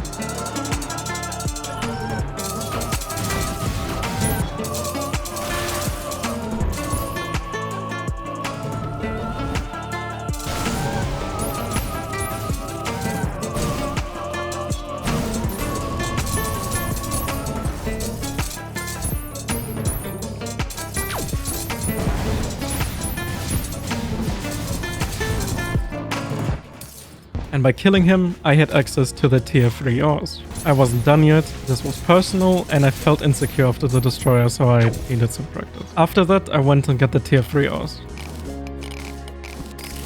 Made the adamantite forge, turned it all into titanium because generally that armor set is better. And then I went to the brimstone crag to mine some of the new ore. With this ore and some essences, I was able to make the charred idol, which meant that I could now fight the unique boss in the brimstone crag. And so I built an arena, and I tried the boss. And she was such a cool fight. At one point, she creates this little thorn circle arena that you're in, and then spawns projectiles that explode into further projectiles and basically cover most of the arena. She had a Nightmare King Grim bullet hell. I mean, just look at it. You can't tell me this wasn't inspired by it. And one of her attacks had Castlevania skulls. These are, in my experience, the hardest projectiles to dodge, simply because they take up such an awkward amount of space by waving up and down. But despite all of these spectacles and crazy bullet holes, I got her to half HP on the first try.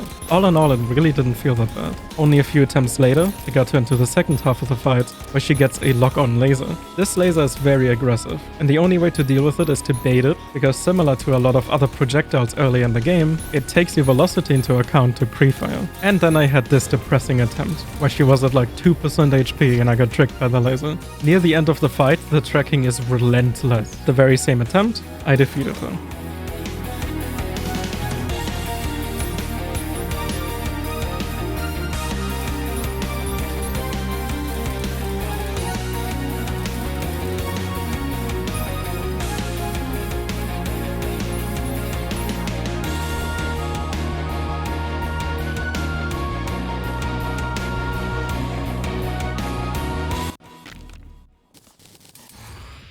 From her back, I got this really cute Brimmy pet. I don't know if this might still be a thing, but these used to be a part of her fight. And then I also got her summon, which uniquely can create a buff aura for the other minions. That's also a mini bullet hell. And before leaving, I found a light pet to complete my full brimstone-themed army. I got some cryonic ore, made an ornate shield, which is an upgrade to my current dash, got the Daedalus armor, the set bonus for rogue spawns crystals whenever I throw a weapon, and then died a whole bunch. Or basically another hour straight. Until I finally beat him. Woo! Oh my god, dude.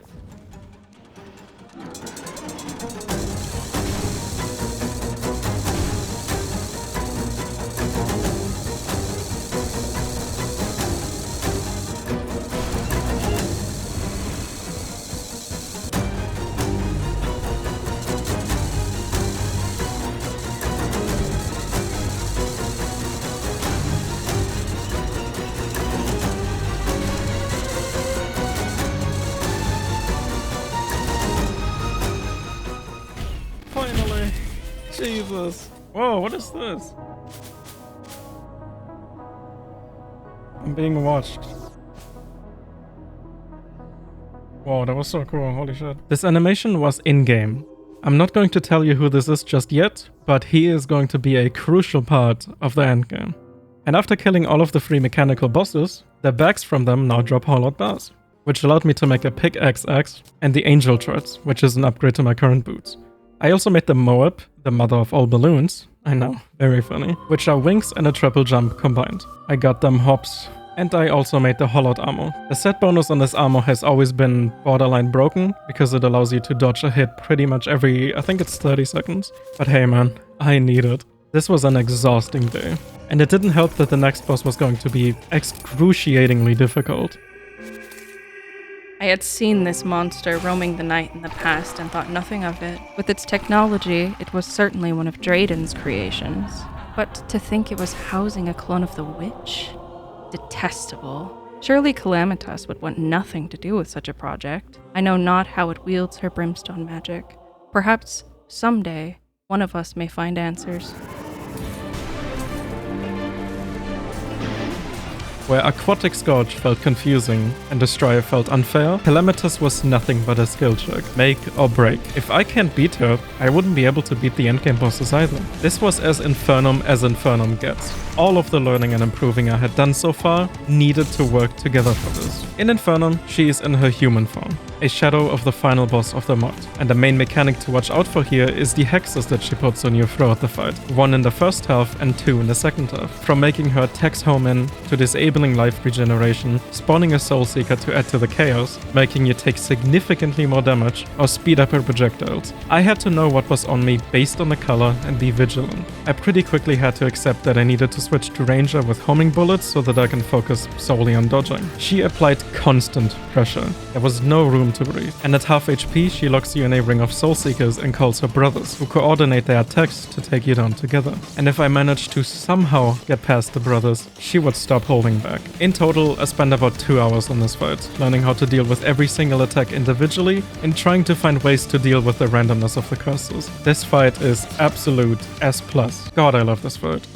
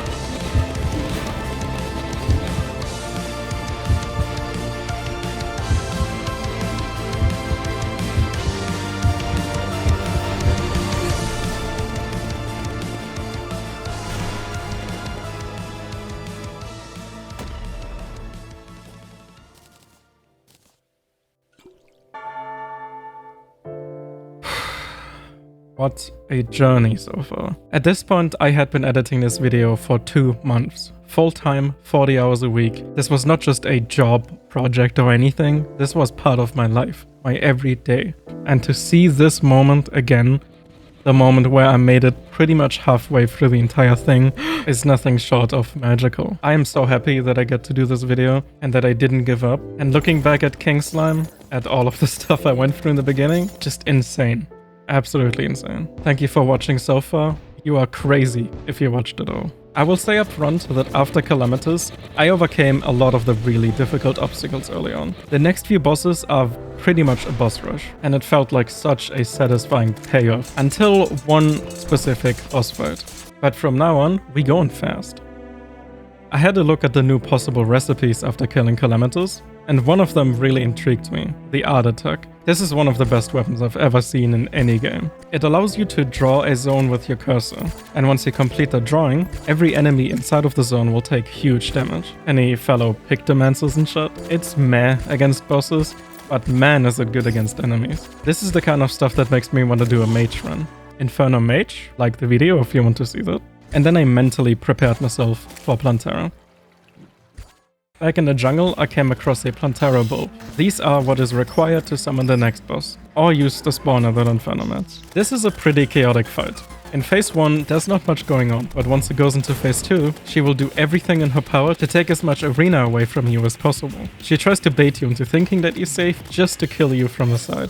And my personal favorite is her dash attack, because you're not supposed to parry it by design. You have to resist doing it because she shoots projectiles while she's doing it, so if you do parry it, you still get hit.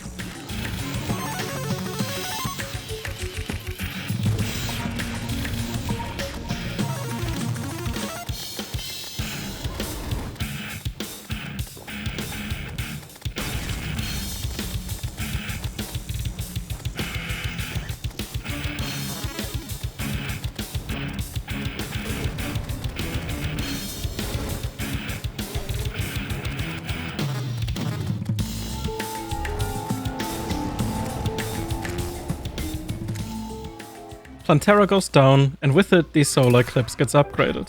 Most of the enemies in this event will now drop solar veils, which is a resource that can be used to make some pretty good rogue equipment. So after farming the event for a little bit, I made the Grave Grim Reaver. I mean, I'm obligated to. It's a scythe, like, come on. And hey man, it's actually a pretty awesome rogue weapon. I killed the Mothra mini-boss, and at the end of it all, I was able to make the Umbrophile armor. I also got a long overdue summoner upgrade, the Sphere Staff. It is not particularly good, but way better than what I had before. And the set bonus on this armor is boring. It just adds explosions. I mean, neurons go yay.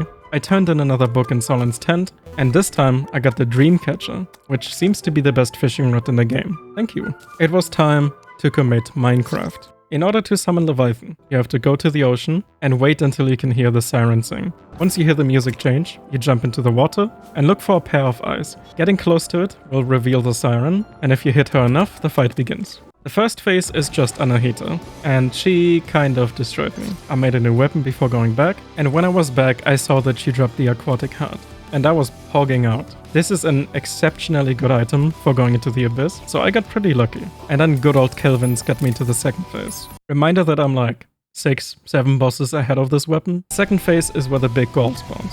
And I very quickly realized that the dashes are going to be a big problem. She is huge. Starving. I haven't eaten since 4. There's no way I'm going to parry her, and if I'm not prepared for the dashes, I can't get away fast enough. After dying, I remembered something that is kind of embarrassing to forget. Killing Plantera, as it says in the chat, when she dies, I guess I'm blind, upgrades the dungeon as well. There's a shit ton of new enemies, and killing enemies has a chance of spawning a ghost that, when you kill the ghost, drops ectoplasm. I can't believe I forgot about that.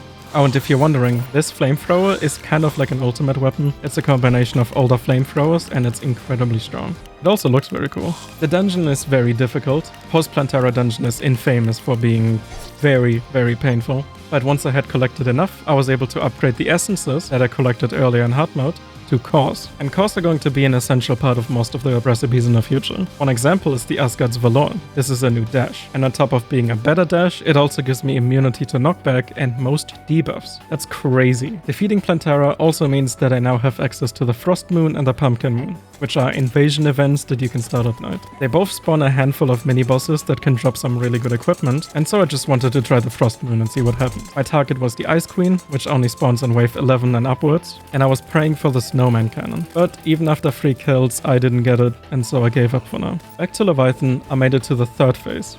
And in this phase, Anahita returns for a 2-on-1. But honestly, it's easier than the phase before, because Anahita will always fly back to Leviathan when it's time for her to dash. So I have way more time to prepare because I know it's coming. I had a close call, and then had to take a break to throw up this disgusting shit. The solar eclipse and the pirates at the same time. Does this look fun? And once they left me alone, I killed Leviathan.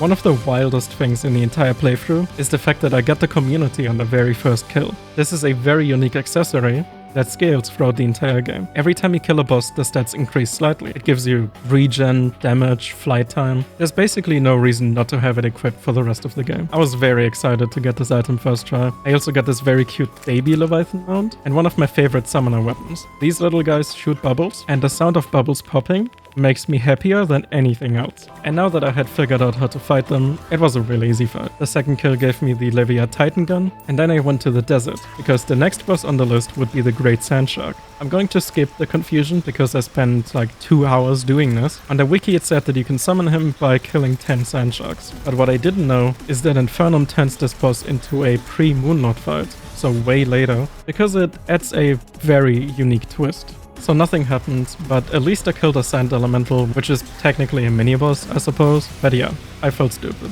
Anyways, moving on to Astrum Aureus. And man, he looks cool now. I was excited for this fight because it's kind of just an interlude, like an in-between almost mini-boss, which meant that I was going to have some room to breathe. I vividly remember when this was just Astra Geldon slime, which was King Slime. Like, literally, it was just King Slime. Different times, man. But yeah, he is a spectacle. His attacks are extremely cool. I really like the laser walls moving in as I have to dodge the projectiles. And guess what? This is the first boss in the entire video that I killed in one attempt. What can I say, man?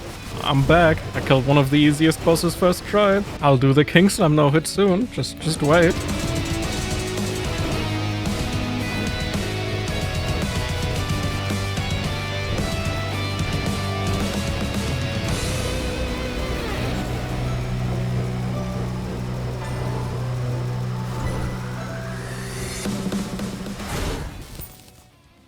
He dropped me the second Adrenaline upgrade. I also get some really cool weapons, with the Mage one being the flashiest one, obviously, and the Slimy Saddle upgrade.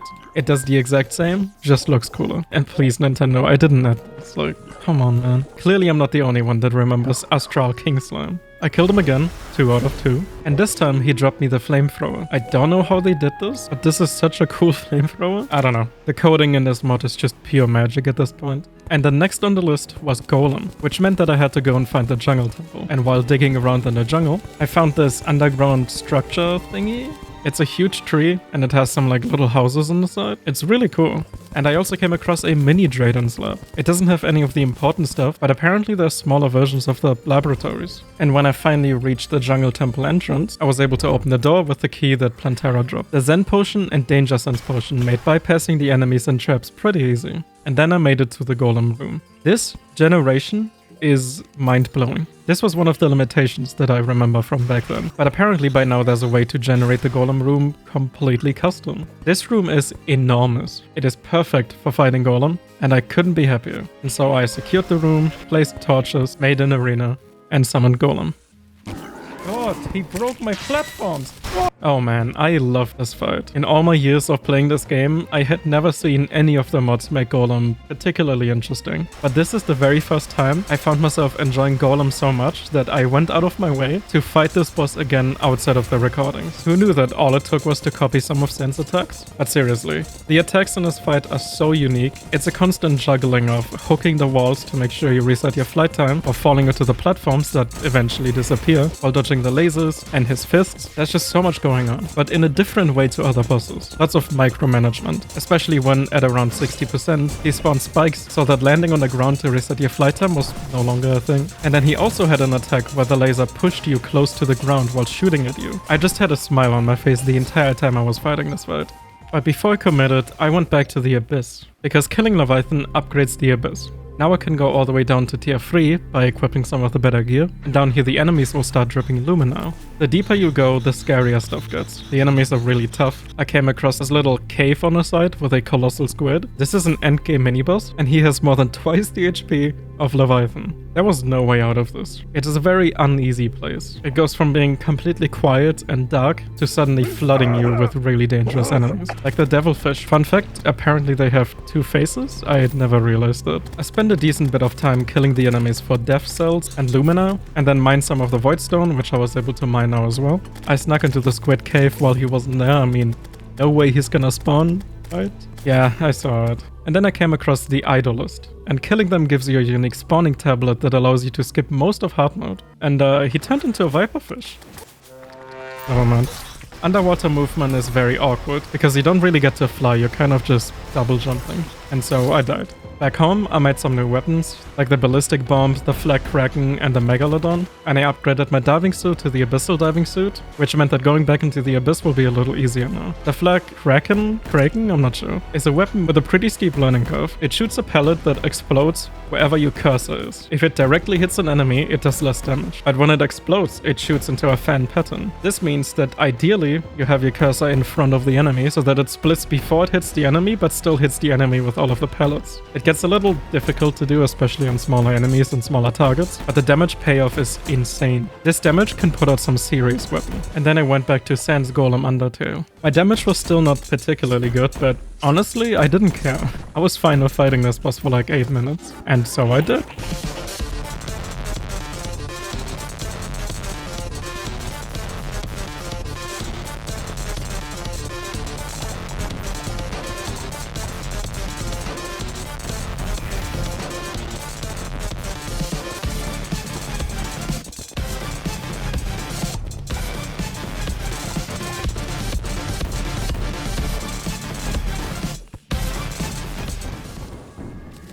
Ew, cringe, an adult man using a Megalovania remix? There, I did it for you. A plague has befallen the jungle. This is a big deal. After Golem in Calamity, the jungle gets upgraded, and I immediately got a taste of it when I was trying to get a break from all of the enemies just to be swamped by a mini Goliath. These guys, and some newer enemies in the jungle, will start dropping plague cell canisters, which are necessary to craft the next spawner and some of the weapon upgrades before the boss. Having killed Golem means that I now have access to the pixel, and this pickaxe allows me to mine scoria back in the abyss. This is going to be the next tier of big upgrades, and I swear I'm gonna stop using hollowed armor soon. And he also dropped me some pretty cool weapons. Back in the abyss, I was getting some scoria ore and made an unfortunate mistake. And then I realized that I could have made the Fathom Swarmer armor. I have still been using the Victad armor, the armor that you could get before King Slime, because it was the only armor that I know that gives me underwater buffs, which probably was part of the reason why I was so weak. And so I made the Fathom Swarmer and finally had an upgrade. I was struggling because the abyss is still extremely dangerous, and this again. Hello there. I was getting really fed up with it because it was kind of a long way down into the abyss, which meant that I was going to get my revenge by fighting him on my own terms. It appears that I had to kill all 4 of them. They had some stressful patterns. They were definitely not easy, and they dropped me the Eidolon tablet, which at this point is useless for me, but hey, I killed them. And then I bum rushed all the way to the bottom to see what's there. But I'm not going to tell you. You have to wait until later, because this is one of the very last things I'm going to be doing.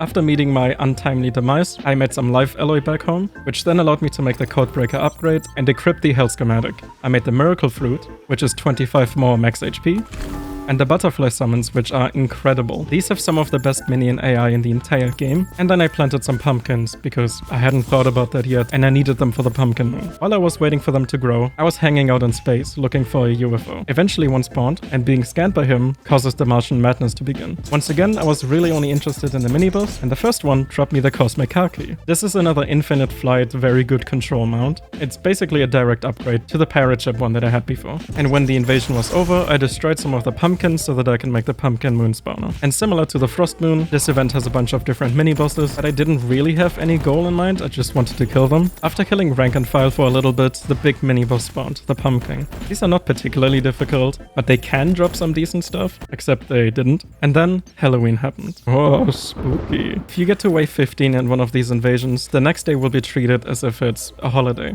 And during Halloween in Terraria, there are special enemies, drops, items like hearts and mana crystals look different. It's little moments like these that remind me why I love this game. But enough side stuff. I got another name on my list, Fishrun. And in order to summon him, I had to go into the mushroom biome and find a truffle worm. And then I went straight into Fishrun. No preparation, no breaks. I was very confident. The first phase seemed very similar to Death Mode, except that he dashes really far.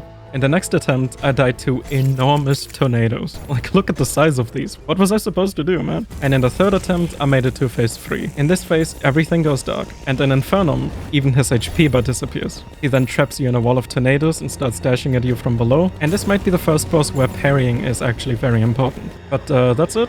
I beat him.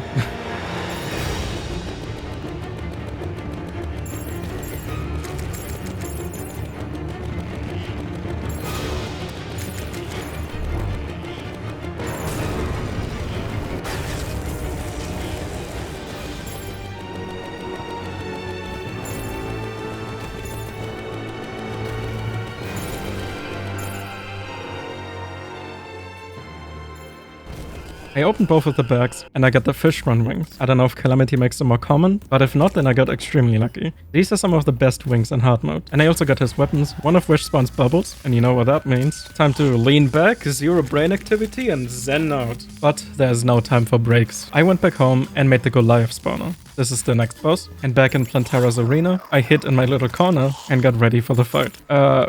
What? I remember these guys being post-Moonlord, but I guess they're kind of a random mini-boss now. Anyways, as I was saying, it was time for Goliath, and this mechanical Queen Bee is surprisingly difficult. The main reason is the fact that she can dash diagonally. Not by much, but just enough to catch you off guard. And because of that, she's insanely aggressive. Her dashes also leave mines behind, so if you thought you can parry her, nope. She has one of the most unique attacks in the entire mod. These laser cages are held together by enemies, and your goal is to kill one of the enemies fast enough that you can create a gap before they close in on you. And I was barely able to do it, but then Goliath said, "F you." Rare footage of an Earth Elemental attacking. It only took a split second of hesitation for the dashes to completely overwhelm you. It was unlike anything else, and the further you get into the fight, the more laser walls appear. What might not be immediately obvious is that you are not supposed to be dodging these lasers. They are visual cues for an attack, in this case a rocket, that will come down a few seconds later. So you have to memorize where they were and make sure that when the projectile comes down, you're not standing where one of the lasers was. But on my 4th attempt I took her down and freed the jungle of the plague.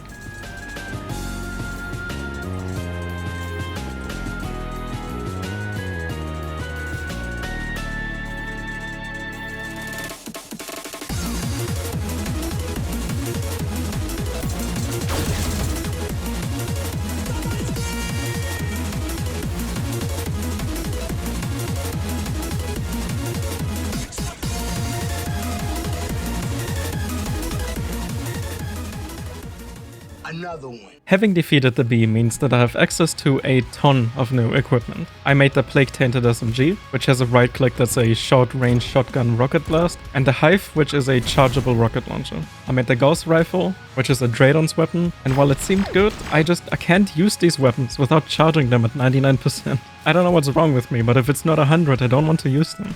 And then I vandalized the Crimson Island, because every corruption world spawns with a Crimson Island, and vice versa, so that I could make my custom Crimson and kill the Perforators real quick. Obviously, a pre-Hardmode boss won't really survive very long, but killing them means that my community is going to scale up a little. The Perforators are the hive mind alternative for Crimson worlds. If you guys want to see another run, I will do Crimson. And lastly, I made the Arc Nova gun. This weapon follows the philosophy that a very extensive recipe means a good weapon. It's really simple.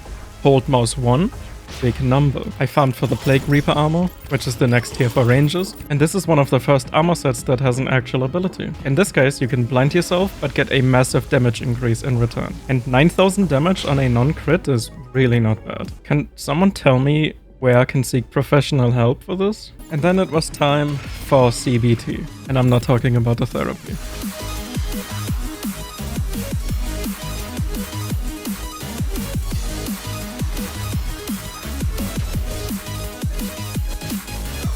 Empress of Light is the single hardest boss in vanilla, and I had never fought a modded version of her before. And I can tell you right away that the momentum of rushing through the bosses the way I was doing stopped abruptly. This is the next wall, and it was a wall for a very long time, so much so that I had to switch up my entire build. This is an insanely tough fight, but I mean, I don't have to say it, you can see it for yourself.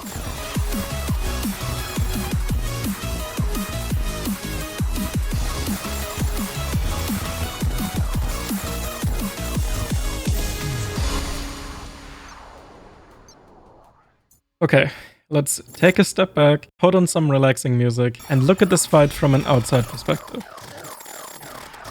I'm f***ed. I legit couldn't get past the opening attack. It is such a crazy attack and she keeps repeating it. It's just a normal attack. Death after death after death. And it's usually the same death as well. This was the definition of insanity. If you're wondering where I am, me too. About halfway through the attempts, I started expanding my arena. And when I say expand, I mean really expand. And the platforms are hammered because it does basically the same as a minecart track. You can fall through without stopping. But it also still works as a platform. But it didn't really matter because this was, as far as I know, one of the first instances where Infernum gives you infinite flight time. For some reason, I didn't have that text above my head saying that infinite flight was activated, so I didn't know. I've done nothing wrong.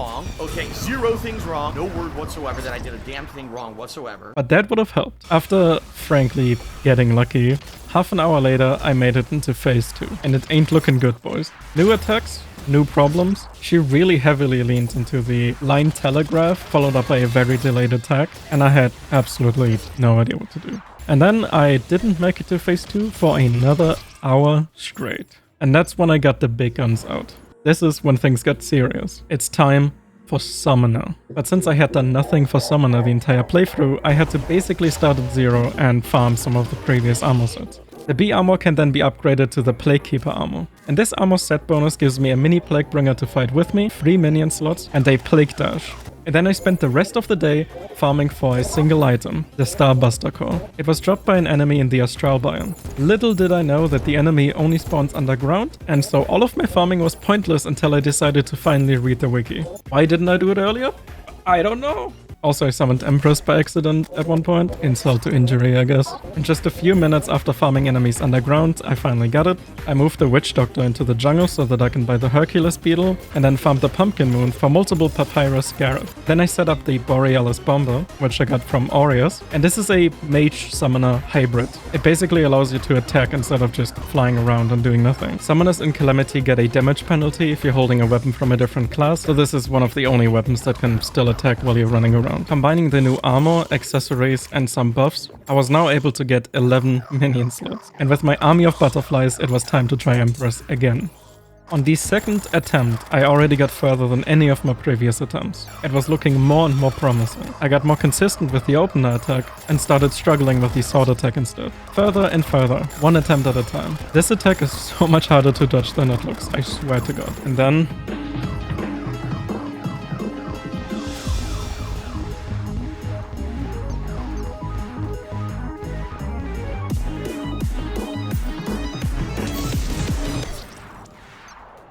that was devastating. But I knew I could do it.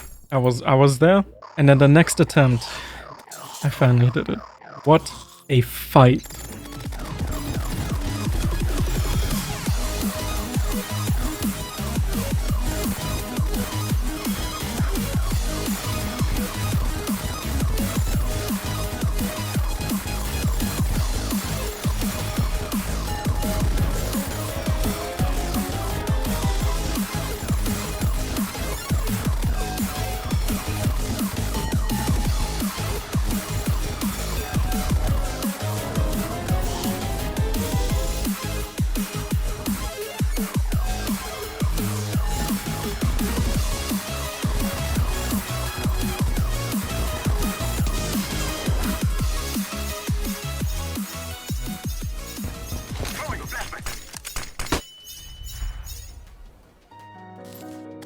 I think I've seen enough straight lines for a little bit.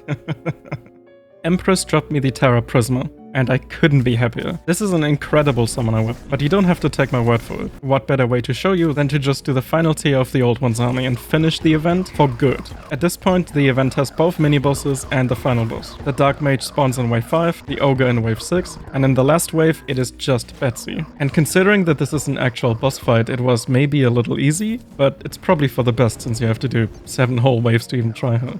I killed her just as I died, and then killed her again to make up for, you know, dying. And I ended up getting pretty much all of the interesting weapons, and also her wings, which are slightly worse than Fishron's, but they allow you to hover, which honestly probably would have been better, but I didn't know at the time. And my personal favorite is the Sky Dragon's Fury. There's something so satisfying about this weapon. Maybe I'm simple-minded. Hardmode was coming to an end. There were only a handful of bosses left, and I was both excited and terrified for post-Moonlord, because that's where Calamity really starts to ramp up the difficulty. The only things that I have to do now is to kill the cultist, which will begin the ritual of summoning all of the 4 lunar pillars, and after destroying the pillars, Moonlord will spawn, and when I kill him, the credits will roll.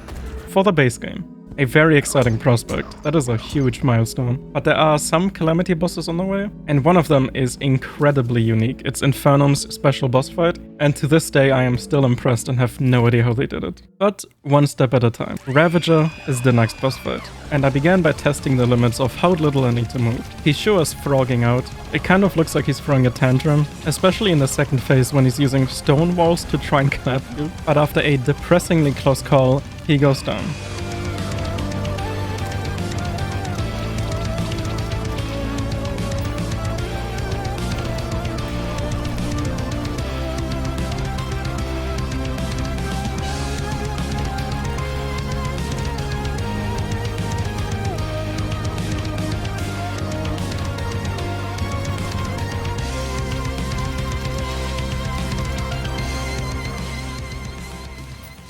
This fight has a very extensive history when it comes to reworks. At one point he was so bullshit that the only way for me to fight him was in an underwater arena because it slightly slowed him down. I never really liked him, but the Infernum version is chef's kiss. I'm turning into an Infernum sim hunter. He gave me the next rage upgrade. some pretty cool weapons, and the flashy geode. Disgusting. This is the primary reason for fighting this guy and also for farming him, because this gives you basically all of the resources you need to make cores and life alloy. So this is just a way of skipping mining and just fighting this boss instead, which I've always liked. And then there was nothing in the way of fighting Cultist. This was a pretty chaotic fight, but obviously nothing in comparison to Empress. He had a pre-fire lightning attack, which I realized when I started dashing and they were hitting like way off. Summoner trivializes the clone puzzle, and on the second try, I made it to the final stand. I wasn't ready for him to have a final stand, and so I died again. And after expanding the arena and struggling a little bit, I made it to the final stand again, and since I was ready this time, it was a pretty easy kill.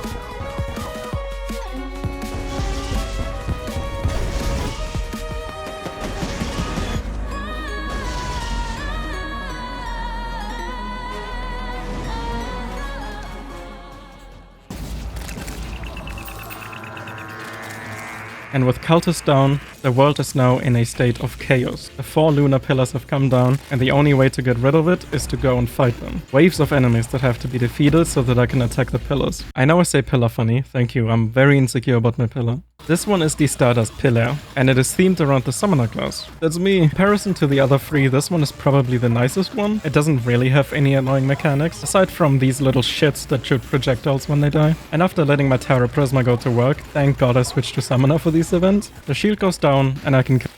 And afterwards you get fragments that can be turned into new armor and weapons. I did the same thing with the Solar Paler, because it had the audacity to spawn next to my house. Imagine cheesing and not even being able to do it. Anyways, if you remember, and you're crazy if you do, the Sandstone Core to summon the Great Sand Shark required a solar fragment in Infernum, and I just killed the solar tower. So now I'm able to make the Sandstone Core and finally fight the Great Sand Shark, I guess. Before I did that, I worked on making the Absorber. This is a top tier defense accessory, and I really wasn't missing much. I had to go and shimmer one of my cleansing jellies into a vital jelly, so that I can craft the Grand Gelatine. And the Absorber basically combines all of the jelly effects, like the cleansing aura from the very beginning of the video. It makes enemies take immense damage when they hit you and also reduces the damage reduction, and it heals me for a tiny bit every time I take damage. It also gives a lot of defense. The thing with the Sandstone Core is that you don't use it like the other boss summons. Trust me, I tried. Instead, you have to go to the Desert Room, the one that I showed you at the very beginning of the video and continue teasing throughout. This is a very special room. This altar-looking thing in the middle is where the Sandstone Core goes, and after placing it, a portal opens. This was crazy, because the portal took me to a completely custom world. Holy shit, I can't believe it. I'm not even exaggerating, like this is mind-blowing to me. This is revolutionary to me. I left the desert cave and through the sandstorm worked my way to the Colosseum at the very end. And this is where I met the Bereft Vessel, Infernum's custom boss fight. This is a crazy fight. A one-on-one against another basically Terrarian, I believe. And only a little bit into the fight, he summons the Great Sandshark. Finally, the guy I've been waiting to kill the entire time. And he ends up riding the Sandshark and they both attack together. This was a very tough fight. The single attack that killed me probably 90% of the time was the shark dashing and the vessel throwing tridents into the ground that explode into lightning. I just didn't understand that the lightning came from the trident, and so I just kept running into the walls over and over. This world had this custom respawn point at a campfire, which is such a nice touch. And when I got a little further into the fight, they actually started attacking together at the same time. Very cool and chaotic coordinated attacks. And when the shark goes down, the vessel enrages. And shit gets intense, but I managed to survive the enrage and beat him that very same attempt.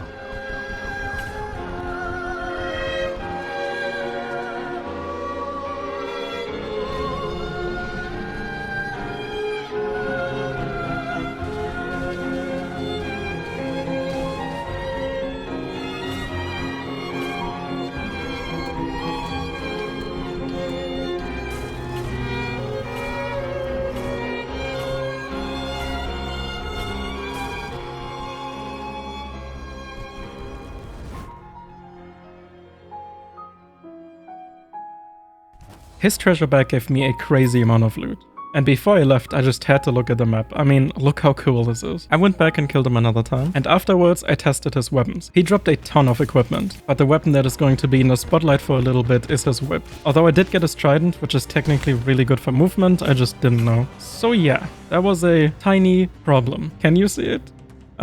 Going into the other world erased my progress when it comes to fighting bosses. All of the Calamity bosses were marked as undefeated again. And this might not seem like a big deal, but remember, the community scales with having defeated bosses. And even though it says that I beat the bosses in the book, it didn't count, and my community was significantly weaker. But at the time I really didn't feel like going back and fighting all of these bosses again, which meant that I just continued. I grabbed my Titan hearts and went back to the Astral Biome. This is where I get to fight the next boss, Astromedeus, the worm from space.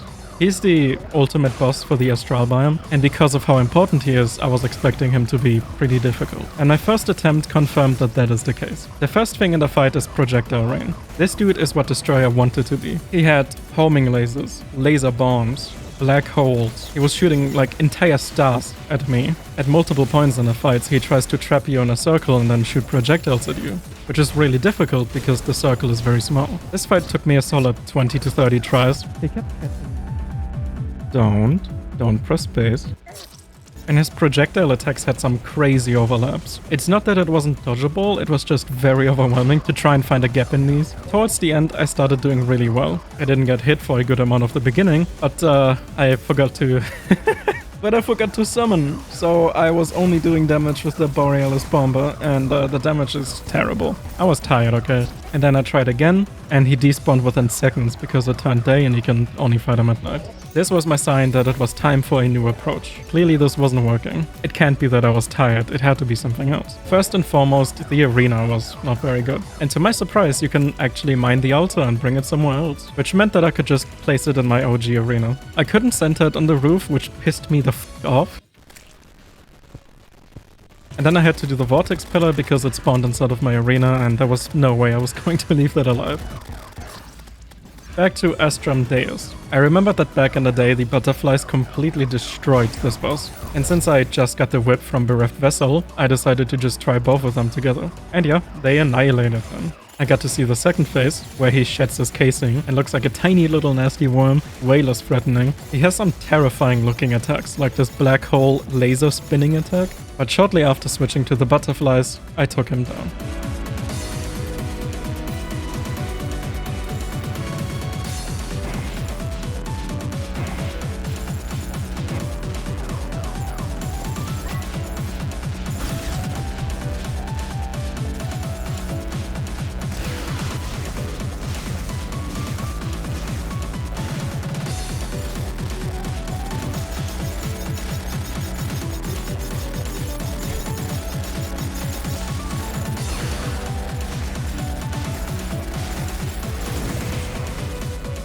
And with that, the Pest of the Cosmos has been killed.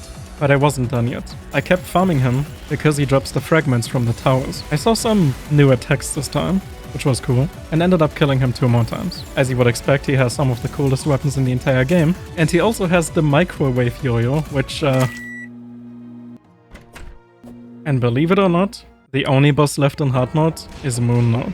For some reason, I'm still not sure why, I restarted the Pillar event, and then remembered that after killing Deus, I can now mine the Astral Ore. So I made some bars and upgraded my tools. I was also able to make a permanent mana upgrade, and after destroying all 4 pillars, Moonlord spawned for the first time. And this fight is nothing short of a nightmare. I cannot tell you how intense this fight is, primarily because he creates an arena, a very small cage, meaning that you just cannot run from the attacks, you just have to deal with them. And there's some really tough attacks, like this one, where you just don't have enough time to react to it unless you're falling down. But that's only phase 1. When you kill one of his eyes, it comes out of the socket and starts attacking as well. And they have some terrible attacks, like this one. And depending on how many of them are alive, they have more and more difficult and coordinated attacks. This one is one of the coolest coordinated attacks I've ever seen in this game. And the pre-fire dashes were really tough because it wasn't just 1 projectile, it was 2. That's more than 1. And after all 3 eyes are dead, the heart opens up and becomes vulnerable. But at the same time, the eyes start going Grandma Sicko mode. They have triple pre-fire dashes with diagonal projectile trails. And in the absolute final phase, his heart opens up into a black hole and tries to pull you in while also pulling in projectiles. The projectile spam during this phase is out of this world. I guess that's why he's called Not.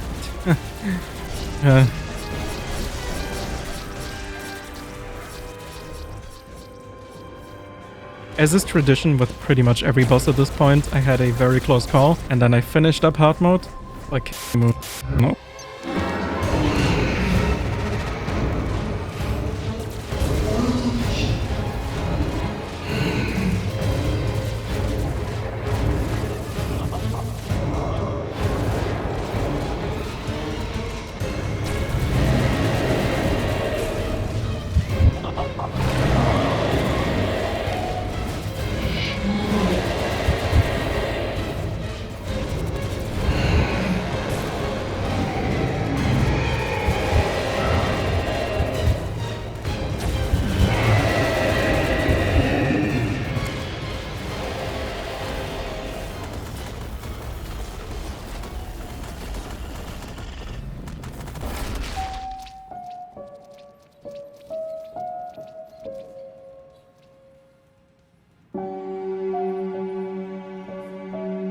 And, well, that's game is over.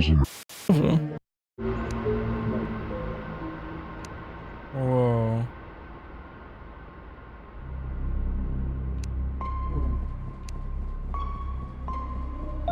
What's going on?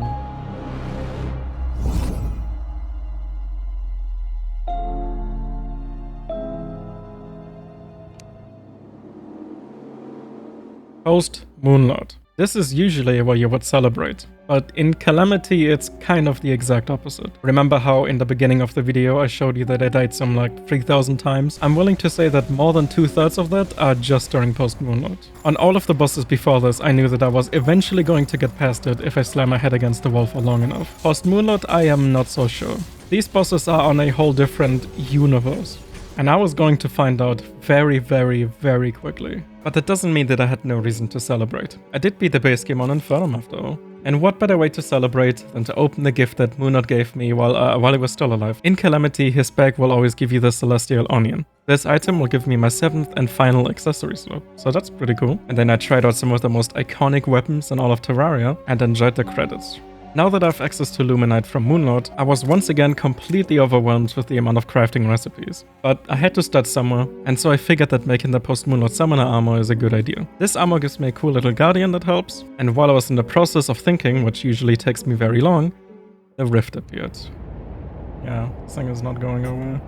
There's just no music, it's only like very eerie noises. Oh yeah, look at that. It replaces the sun completely. The beginning of the end. Once everything went silent, it was time for me to start preparing so that I can actually fight back. Whatever's out there, you're going to have to deal with me. And it's not easy. After Moonlord, you have access to the elemental weapons. These are kind of ultimate weapons that combine everything from Hardmode, which meant that my goal was the elemental axe, because it's the summoner weapon. I killed Queen Slime for the blade staff, crafted the plantation staff, and combined both of them to the elemental axe. This is going to be my new best friend, although it didn't help with the atmosphere that was frankly horrible at this point.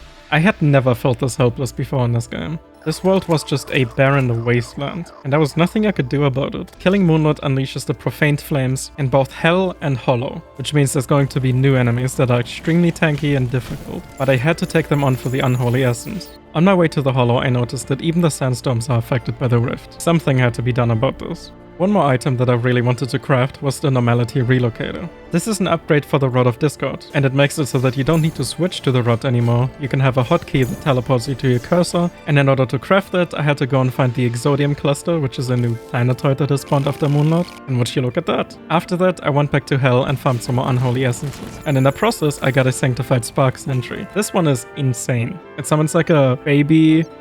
I can't say idiot because it's a spoiler, but the sentry is the MVP. And after all of that, I was able to make the Profaned Shard. This item will allow me to summon the Profaned Guardians, which is going to be the next boss. In the past, they've always kind of just been a mini-boss that you fight in order to fight the next boss. In Infernum, this was the very first boss fight that took me hundreds of attempts. I'm talking 7 hours straight of dying, but I had to do this. The Profaned Guardians are guarding the entrance to the first major boss, the Profaned Goddess. And since Post Moonlord is all about killing corrupt gods and pests, it was my job to go and kill her. But I had no idea what I was getting myself into, and so I placed a bet and got ready for my first attempt.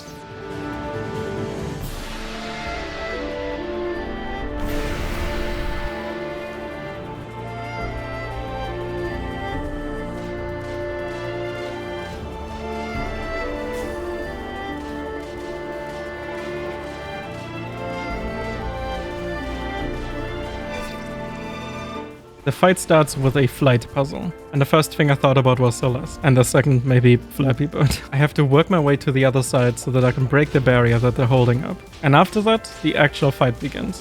3-on-1. There's a healer, a defender, and a commander. The healer is defending the commander is continuously shooting a rotating beam, and the defender is throwing rocks at me and then also tries to dash into me. This phase repeats until the healer eventually dies, at which point the defender goes to shield the commander, and then they start attacking together. And after repeating this for a little bit, they switch to dashing into each other trying to catch you in the middle. And if you make it past that part, this insane bullet hell starts while one of them continues trying to dash into you. It is so overwhelming. I pretty much died in 3 hits at all times.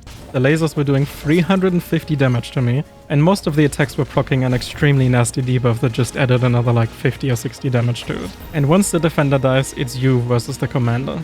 And this phase is some of the hardest stuff in the entire mod. From dashing at you with projectile trails, to dashing into the ground and shooting up even more projectiles, to sending out a fireball that sends out like sunbeams that start rotating and eventually stop and explode, and then also shooting a projectile at me that splits into even more projectiles with very tiny gaps. And these adjusting lasers were so incredibly difficult to predict. I'm honestly lacking the words to explain how hard this fight was. Was I ever going to see the monster that they were guarding? Yes, of course I will. I was making steady progress. Pretty quickly, I was able to get past the first phase. The thing that had me stuck for like a solid 4 hours was the duo phase. I was barely ever able to get past the first loop, let alone get into phase 3. Somewhere in the middle of the attempts, I turned off the background so that I can see the projectiles better. I have to break character here for a second and explain that I had some pretty bad FPS issues in post-Moonlord, and I ended up figuring out that it's because of Wrath of the Gods. So throughout the video, I started turning off some mods and changing some settings. It shouldn't be too noticeable, but I had to do something about it. I was playing with like 18 FPS at some point. And on the rare occasions that I did make it to the final phase, I would usually get sniped by one of the strike projectiles. But the attempts were getting better and better and better.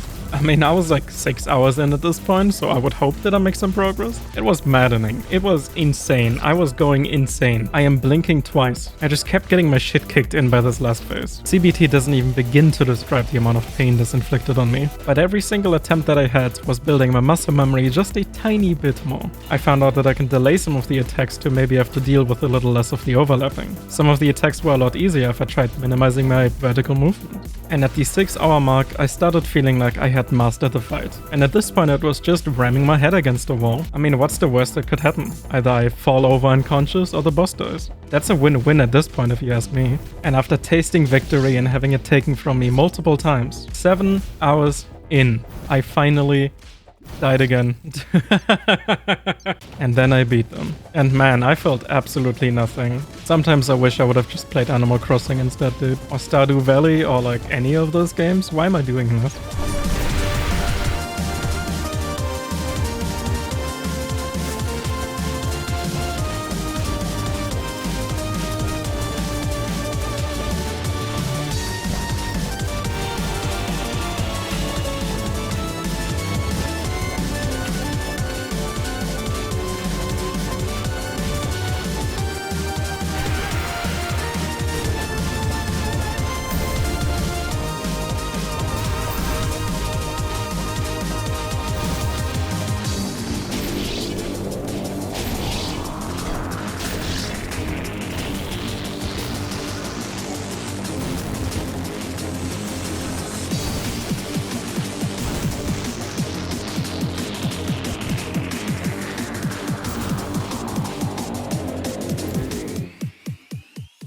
I need some water, dude. If you're wondering what minions I'm using, it's the Plague Engines. I ended up switching to them halfway through because they're just better than the Elemental Axes. Okay, let's never do that again. Now, why did I even do this to begin with? The Profane Guardians drop you the Profane Core, and this item is necessary to summon the first major boss of post-Moonlord. On Infernum they also drop a pretty cool spear, and when approaching the crystal wall from the very beginning of the video, it now breaks and I have access to Providence's temple. This is where the Profane Goddess waits for me, and this temple is a work of art. This is all Infernum, by the way. Calamity doesn't have this. There are beds down here, because they know what I'm in for, and when I made it to the big room, I figured that there's no harm in just trying to see what she's like. And oops, it's nighttime. You want to fight her during the day because at night she enrages and is a lot more difficult, but don't worry, my next attempt was so much smoother, and considering how difficult the opener attack was, I really wasn't sure if I was ready for this. A god hidden in the deepest depths of hell, guarded by one of the hardest bosses in the entire mod, behind a crystal wall in her own temple. To say that I was scared of this fight is an understatement. But it wasn't quite time to fight her yet. And so I returned to the surface to see that my world is slowly turning into ash. While I was down in hell fighting my own fights, the rift had continued to destroy my world. There was now a layer of ash or snow all across the world. The world that I had spent so many hours in and built all of the stuff in was slowly transforming into a frozen wasteland. My victory felt empty, like nothing. I spent all of this time focusing on that while my world was going to shit. And I had no one to talk to other than Solon. She told me that we need to do something about this, and quick. And her idea was to create something called the Genesis, which combines magical artifacts like the seed that we found in the snow castle, and that enough artifacts combined might be enough to break the rift. But for the time being, she told me to continue as usual, as if I could. And so I got ready to fight the next mini-boss. The snow was everywhere. It even went all the way down into the underground jungle. There was no escaping this, but I had no choice. I needed to continue. And once I reached my arena, I spawned the next mini-boss, the Dragon Folly, or as he used to be known, Bumblebird. Quite a stark contrast to what's going on outside. This fight is an absolute sensory overload. Lightning strikes and homing feathers, lasers, homing balls, and constantly being distracted by how funny his screams are. You know, even if the world was going to shit, at least this boss is funny. It heavily relies on overwhelming you, both visually and orally, but my main solace was that he has a surprisingly low amount of HP. I guess he's just a mini-boss. Can't help but miss the old sprite though. Chunky ass chicken.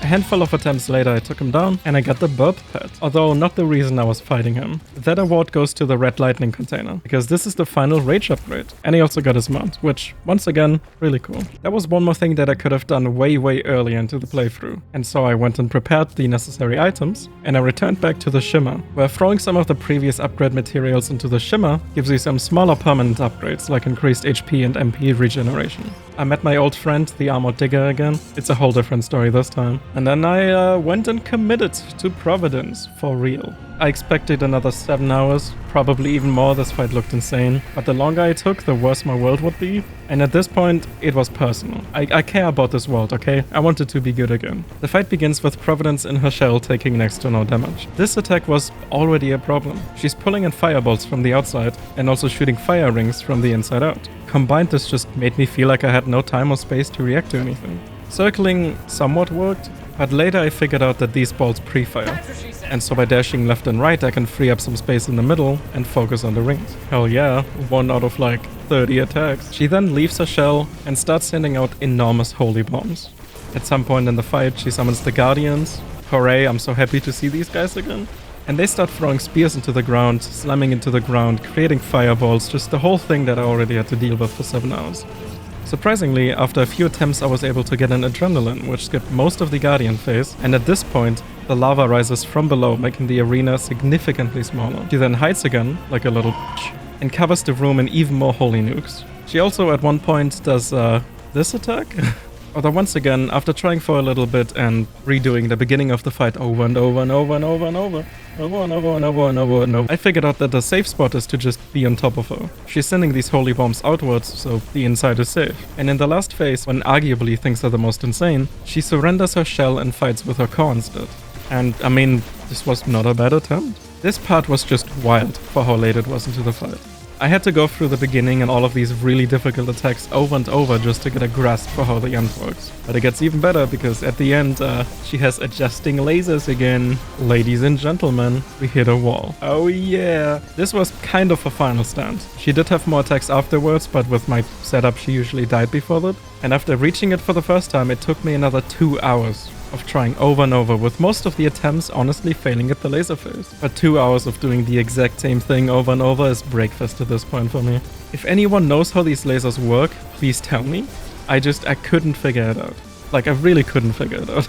And after about 4 hours in total, I had this attempt.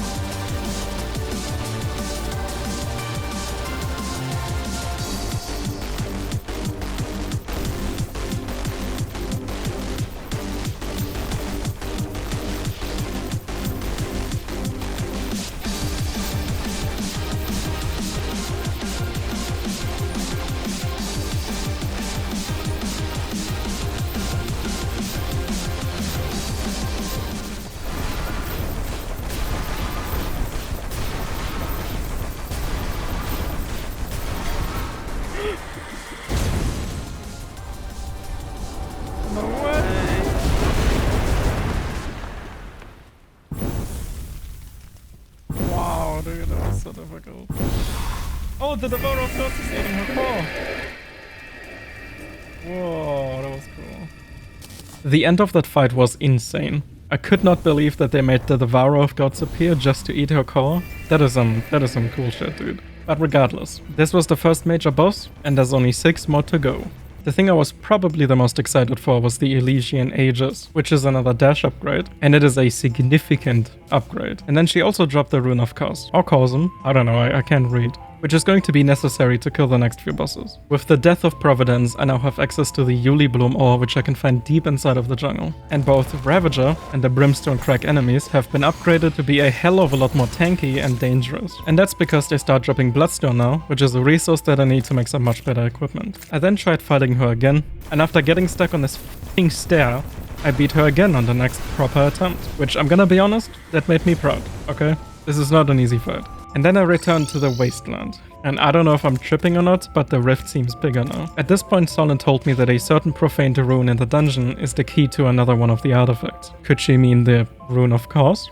Or Cosm? And when I got back home, I opened Providence bags, and these weapons are pure nostalgia for me. I used to use these all the time, years and years ago. And I also got the Providence pet, which is really excessive. And as a summoner, it's a must-have to have the Profane Soul artifact at this point, because it gives you basically the Profane Guardian in a mini version for yourself. As a healer, a defender, and an offensive guardian.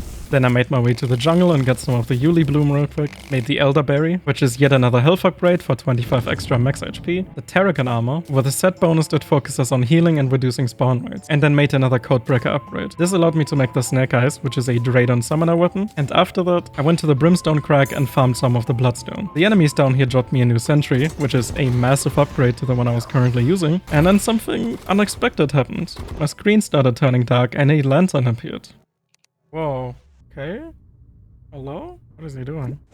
So, I don't know what he's doing. I'm gonna keep following him. This right here is Cygnus. And this is one of the next bosses I have to fight. And apparently, if you're in the Brimstone Crag and you kill enough enemies, he can come and visit you. It didn't seem like he had any interest in fighting, but I still had a chill run down my spine because I just wasn't expecting this. It actually caught me off guard. I was in the middle of farming, watching some trash on YouTube, and suddenly my screen turns dark and this dude pulls up. Really, really cool. I love Infernum for these little mini events. With the Bloodstones, I made the Brimrose, which is just another flying mount upgrade, and then started farming Necroplasm in the dungeon. After Moonlord, the dungeon once again gets upgraded and becomes terrifying. I really didn't want to overstay my welcome, but in the process of farming, I guess I somehow killed one of the cultists, and oops. This was a very sticky situation. I had no intentions of doing the towers again, so I just altar fought. And when I returned and continued farming, Poltergeist spawned, which is another little surprise that I forgot about, because if you kill 30 of the Necroplasm ghosts, Poltergeist comes out. He's one of the next bosses, but I wasn't ready for him. I mean, I'm in the middle of a dungeon corridor. And after being made a fool, I went back to a room that might be familiar to you if you've watched the entire video. This is Ceaseless Void, and it is one of the 3 Sentinels of the Devourer. These 3 are like kind of mini-bosses, except they're a lot stronger than mini-bosses, and you have to kill all 3 of them to craft the spawner for one of the next major bosses. Cygnus was also one of them, and with the Rune of Cost that Providence dropped, or Cosm, I don't know, I'm now able to take these guys on. To my surprise, starting a fight zooms me out entirely, and this killed my frame rate. I get the intention, it's really cool, but my god, my PC could not handle it. And my brain couldn't either because I was really confused. I had no idea where I was. To give myself a slightly easier time, I removed all of the platforms, put down some minecart tracks so that I can restore my flight time. And after testing for a little bit more, I figured out some safe spots for some of the attacks, like being able to just stand down here for this attack. And in the last phase, Ceaseless Void breaks his chains and starts teleporting around. At this point the camera is back to normal, and so it wasn't particularly difficult, but I wasn't ready for another final stand, and I died. And on the next attempt I figured out that you can just stand still for the final stand.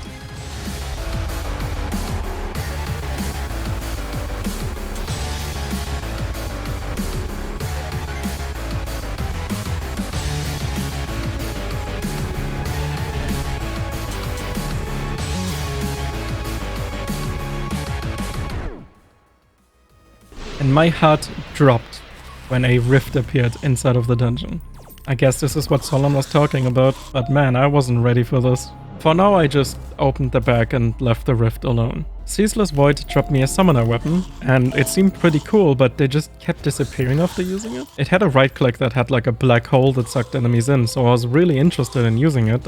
I just couldn't figure out how it worked. And then I returned to Solon. After telling her about the rift, she wanted to meet at it. And step inside of the rift? Are you good, girl? And well, before I went back to see what's going to happen, I made a Ceaseless Hunger Potion, which must be new, and it's probably my favorite potion. It sucks in every single item in the entire world. Just the sound of picking up so many items. Oh man, the simple pleasures. Back at the rift, sure enough, Solon was here. And then I watched her go into the rift.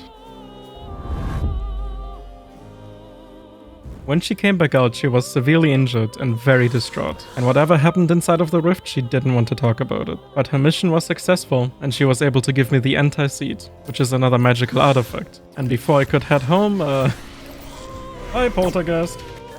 Back home, I placed both of the seeds together, and they are disgusting. And pretty quickly, they started growing and spreading. The spreading started destroying my trees. And I wasn't sure if I had done the right thing. Was I supposed to grow it next to my house? Was I supposed to place them or wait? And out of pure desperation, I tried digging a hole. I mean, maybe that's gonna prevent it from spreading to my house, but it doesn't matter what's going to happen. I have to hurry. The next sentinel hides in the skies, the Stormweaver. And on my very first attempt, I realized that space gravity fucking sucks. Luckily, Calamity has a solution for it, a gravity normalizer potion. And once I didn't have to deal with the slowdown in space anymore, this fight was pretty awesome. The visual cues are all thunder themed, the music and sound effects are amazing, the background is sick. I love this fight. This is probably my favorite sentinel. It's a very creative fight, even if it's more or less a mini-boss. I had a few, you guessed it, close calls, and then I killed Stormweaver.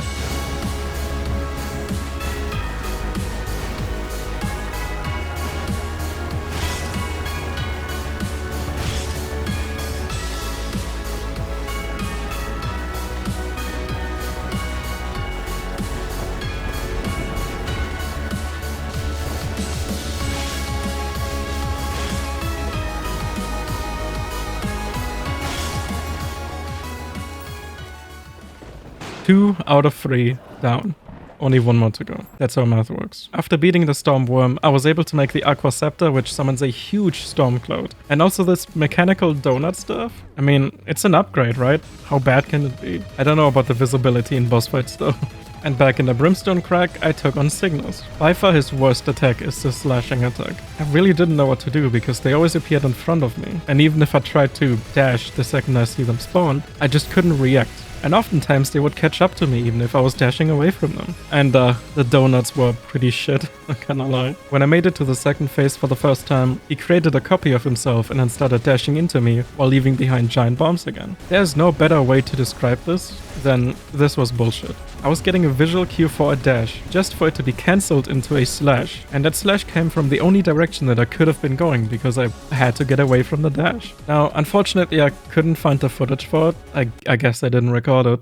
But I picked up the Wayfinder. This is the item that's in the chest in the Profaned Garden, and it is a Hollow Knight inspired masterpiece of an item that I really would have picked up way earlier if I had known that it existed. It's pretty simple. It allows you to place a portal and teleport to the portal whenever you want. And since apparently I placed a portal in Providence's arena, I teleported back to the arena and killed her again because I wanted to get her summoner weapon. Luck was on my side, and I got it on the first attempt. These are tiny little dazzling stabbers, daggers that are very fast and very strong, and because of that, I was hoping that they can keep up with Cygnus just a little better than the other ones. And it seems that was a good idea, because the next attempt I got further than any of the previous attempts. The fight was getting annoying, and my hairline was starting to recede, even further than it already is. And I was so close to freedom at this one point. But because the kunai spawned on top of me and hit me the second they spawned, and then I was finally free. 3 out of 10. Do not enjoy.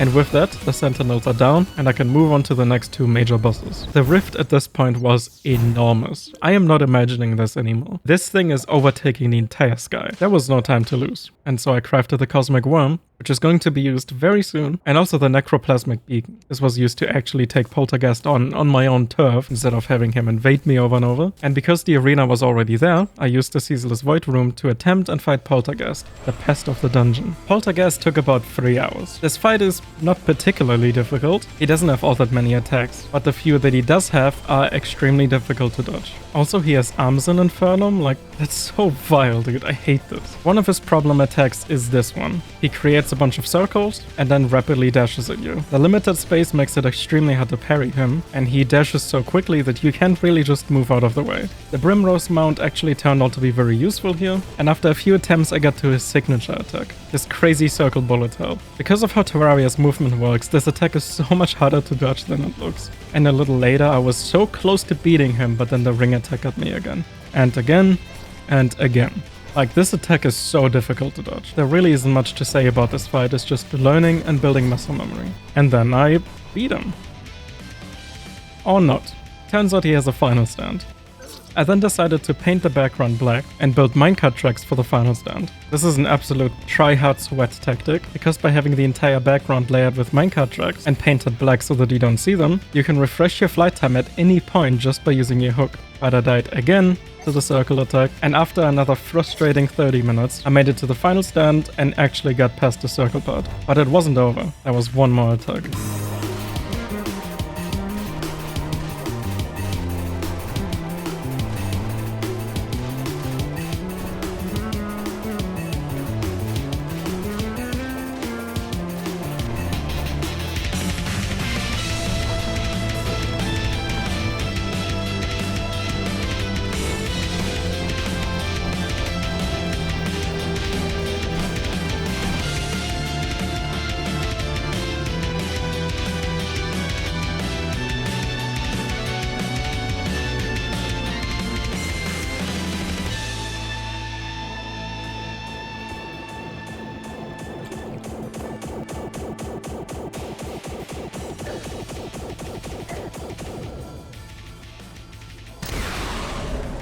And that's it for Poltergeist. I was not going to fight him again, I'm good, thanks. Poltergeist gives me the final adrenaline upgrade.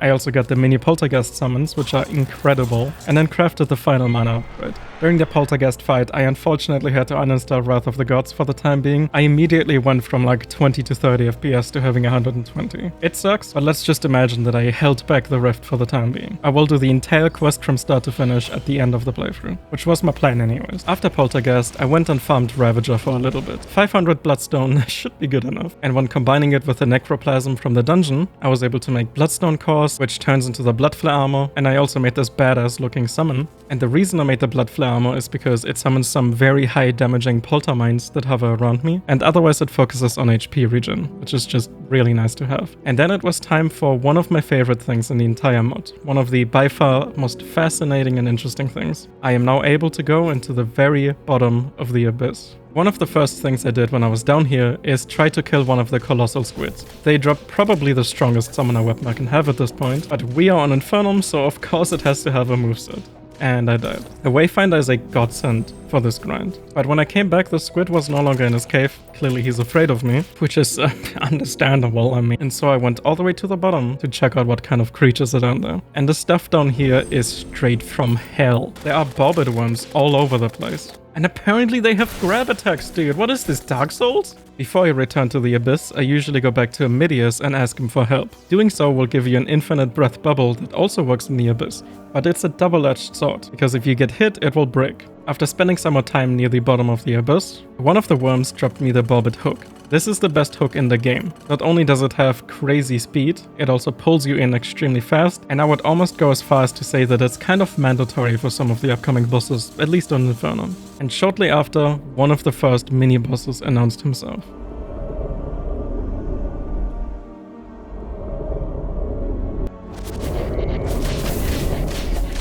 I was so close to killing this nightmarish creature.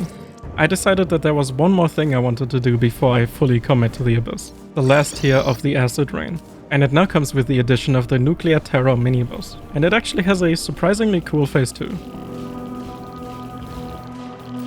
Damn, dude, who is he? The acid rain had a few projectiles. It tastes like it's made with ingredients. And this one nuclear terror was out to get me. But there was one surprise mechanic I had forgotten about. After Poltergeist, finishing acid rain will spawn Old Duke. And that could have definitely been better. Back in the Abyss, I was able to kill one of the Reaper Sharks thanks to the bubble. I was feeling ballsy, and so I switched back to my full damage armor and accessories and relied on the bubble. This meant that if the bubble popped, I would just drown instantly. But that would imply I get hit. It definitely made the mini-bosses a lot easier, except for these guys. At this point, I had enough materials to make the Omega Blue armor, which is sort of a glass cannon armor that also gives you underwater benefits for the Abyss. This armor has another self-buff set bonus that just increases all stats for a short time. And because of how good this armor is, I no longer have to rely on the bubble. Now, I was meant to have the iron boots since pretty much the beginning of the game. These are boots that just help you fall faster in water, but I couldn't find them in Infernum. The reason being is that in Infernum, they drop from these diver skeletons, which is awesome, thanks buddy. And with that I was able to make the best Abyss accessory in the game, and with all of this new gear I was actually able to see at the bottom of the Abyss. After nearly pissing myself, I was able to kill one of the baby worms. Yes, I said baby. When I was once again sent back to the bog, I looked at some of the items I got. One of them is the deep sea dumbbell, which is the stupidest, most brain rot weapon in the entire mod. Throw it and it's a dumbbell, but right clicking makes you flex, which increases the damage of your next few attacks. There are some seriously nasty creatures down here. The enemy design in the Abyss is some of the best I've ever seen. The atmosphere down here is amazing, and the fact that there are so many nightmarish creatures that literally look deformed living here adds so much to the ambience. And speaking of mutated creatures, the one that I still really wanted to kill was the colossal squid. But the underwater mobility made me want to go and find out how good I could swim with iron boots in real life. Let's go find out! And so it begins. I was dying to the squid for an absurdly long time. This was apparently the most entertaining thing ever, because every time I got hit, my bubble popped and I drowned instantly. Let's keep falling. He can't hit me if I'm falling. Oh, he can!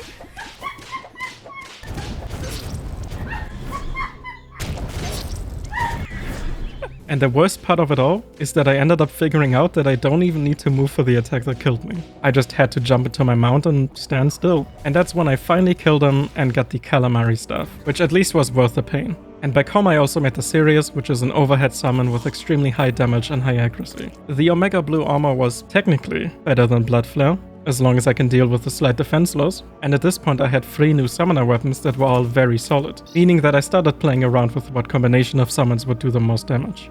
Back in the Sulfuric Sea, I caught some bloodworms and then spawned the Acid Rain because there was one more mini-boss that I hadn't killed. It's called the Mauler, and it's like a sulfuric shark mini-boss underwater. And with the bloodworms that I just caught, I was now able to attempt Old Duke. I absolutely love this music, especially the part where he says it's Old Duke in time and starts Old Duke. The main difficulty in this fight is the fact that he can dash faster than you. I pretty quickly figured out that in order to deal with it, you just have to parry one and then space the other. And other than that, the fight is pretty much just area denial. As long as you utilize the entire arena, it's really not that bad of a fight. It took me like 5 tries.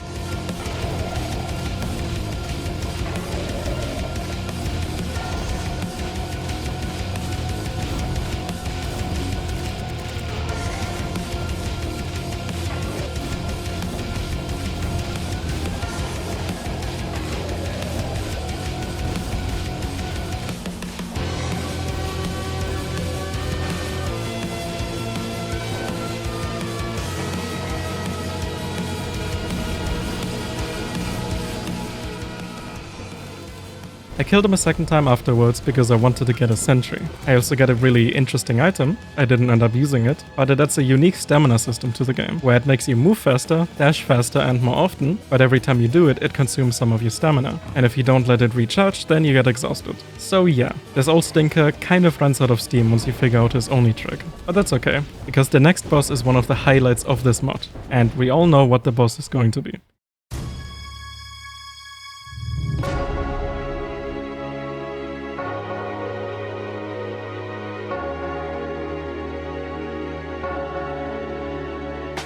The Devourer of Gods, the face of the mod, a cosmic monstrosity from beyond our dimension. Armored by Draydon himself, he's known for swallowing gods whole and absorbing their essence, like Providence earlier. It all started back in 2016 when Calamity first released and had 3 bosses, and DUG was one of them. Since then he has had countless reworks and dozens of resprites. This boss is nostalgia incarnate.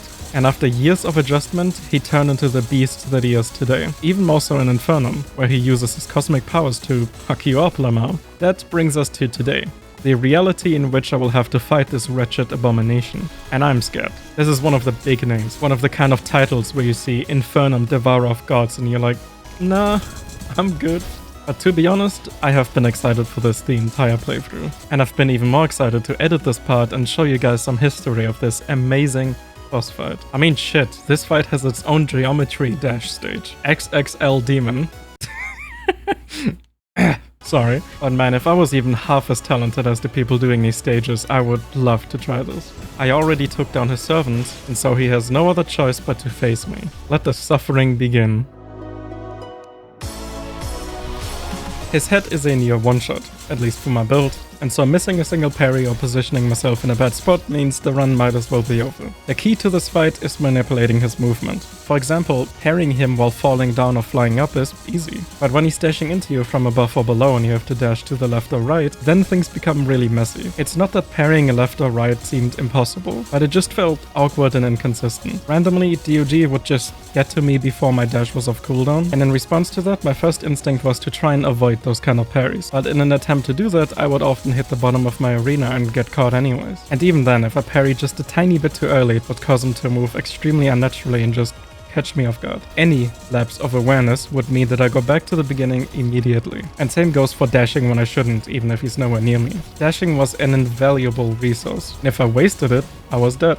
Simple as that. To avoid hitting the bottom of the arena, I then started using the bobbit hook to propel myself upwards during the laser attacks, if I get the chance, because I kept dying to just the normal attacks. He moves in an extremely unpredictable way, because whenever he gets close enough to you to bite you, he will dash at you. It makes it really hard to tell if you should dash now or hold on for like another second, and it's extremely unforgiving, because one bite is basically it. After a few hours, I found out what the problem was with the left-right parries. Every time I dashed through his head, I ended up just a little further ahead, and since he's turning and trying to get a line of sight on me so he can dash into me, he was able to dash at me just a few milliseconds earlier, and after 2 or 3 parries, that ended up being enough to catch me before my cooldown is back. The solution is simple. All I had to do was move closer to him after the parry, so that it takes longer for him to turn and get a line of sight. So in the end it was just a zigzag pattern, which gave me just enough time to be able to parry again. And after I figured that out, I got to parts of the fight that I've never seen before. He had one last trick up his sleeves. What the fuck? He doesn't stop dashing at the end. Let's restart the music and enjoy the fight.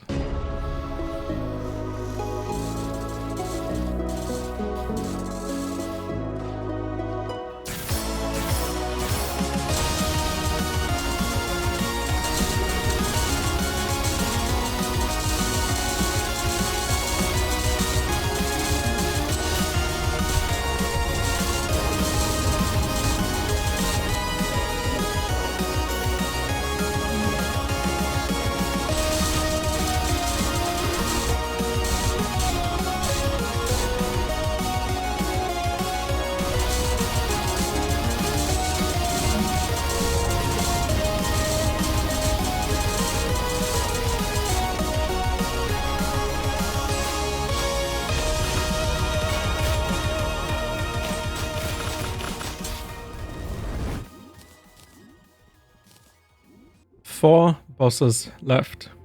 Rest in peace, doggo. What an unforgettable fight. I opened his bag and was surprised to see 1,000 Cosmilad bars. I'm rich now. After DOG, the Solar Eclipse, Pumpkin Moon and Frost Moon get upgraded, and the enemies in it drop some really important resources, and so I let my minions do some work, and then I was able to make some new accessories and weapons.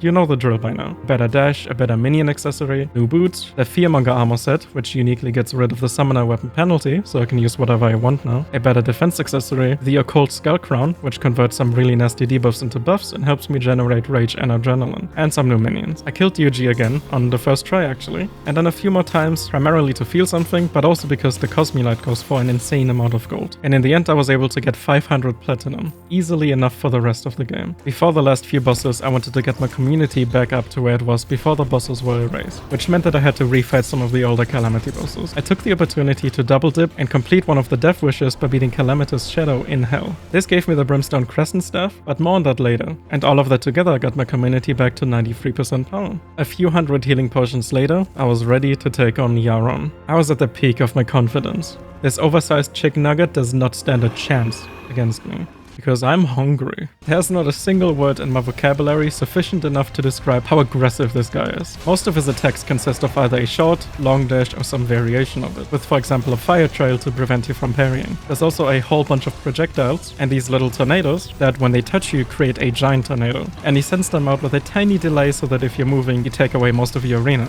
This fight is all about knowledge. He always does a gap closer followed by some special kind of dash. And he announces every single gap closer with a scream. A few attempts later I realized that my weapons are not exactly doing the most damage, and so I wanted to get a better one. And by combining stones from Providence's shell and metal from DOG's armor, I could make the Mirror of Kalandra. And I had also totally forgotten about the Fearmonger set bonus. Since I'm allowed to use a weapon now, I settled on the legendary Murasama, the blade that I found in the beginning of the playthrough in the Hell Dradon Laboratory, because with DOG defeated, I have proven myself worthy to use this weapon. And after perfecting the first phase and learning the second phase one step at a time, I could practically taste victory. But why tell you when I can just show you?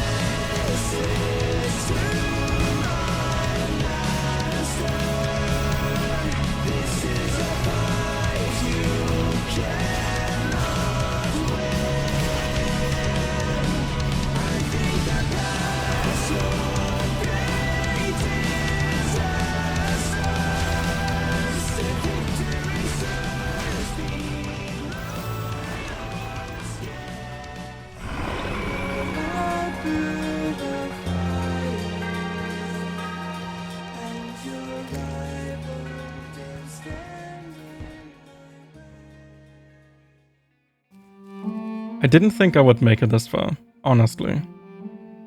It's pretty crazy, but there are still a few challenges waiting, and one of them took me longer than anything else in the entire mod, by far. So let's not waste any more time. His bag gave me a pet, a little fat chicken nugget, and this is what his summons actually used to look like. They used to be called Son of Yaron and look like he likes DoorDash. And with him defeated, I now have access to the Auric Ore, which will allow me to make some of the best gear in the entire game. And because they need some of his resources, I killed him a second time. And I actually got the chicken nuggets this time. Afterwards, I made the final health upgrade, the dragon fruit, and then I went into the caves one last time to farm some Auric Ore. And after accidentally summoning Yaron, I was able to make the best boots in the game, the Seraph Traces, followed by the Auric Tesla armor. This armor combines every single armor from post Moonlord, and it gives you the set bonuses of all of those armors combined. Yes, you heard me right. It is that crazy. My next goal was the bottom of the abyss. This is where I was going to find Terminus. What is Terminus, you might wonder? Well, I guess you'll find out after this interruption. We are in Subnautica, boys. This is the adult Eidolon worm. This is technically another Infernum boss fight, because in base Calamity you don't really get to fight this guy. And because of that, the attacks are insane. The only thing I have going for me is the fact that when you start the fight, you get underwater breathing and movement, so I could just switch from my Abyss loadout to the Auric Tesla loadout. This attack right here was such a big problem that it pretty much always triggered my Death Defy. Part of the Auric Tesla armor is the Silver armor, and the set bonus for the Silver armor gives you a Death Defy every 5 minutes. Certainly useful, but not if you waste it on the third attack. When I figured out after a few attempts that you don't really need to move very much for this attack here, in fact not at all, I ended up already having a close call. What I died to was the attack where he dashes into a spectral copy of himself, which was surprisingly difficult to dodge considering that he's enormous. And when I did eventually make it past this phase, he pulled out some giant laser and then like, what the actual am I looking at? What is this? But yeah, he really didn't have that much HP. At the very end, and I didn't notice this in-game, Terminus was flying around. So I imagine that there will be new attacks, I just didn't get to that part because he died too quick.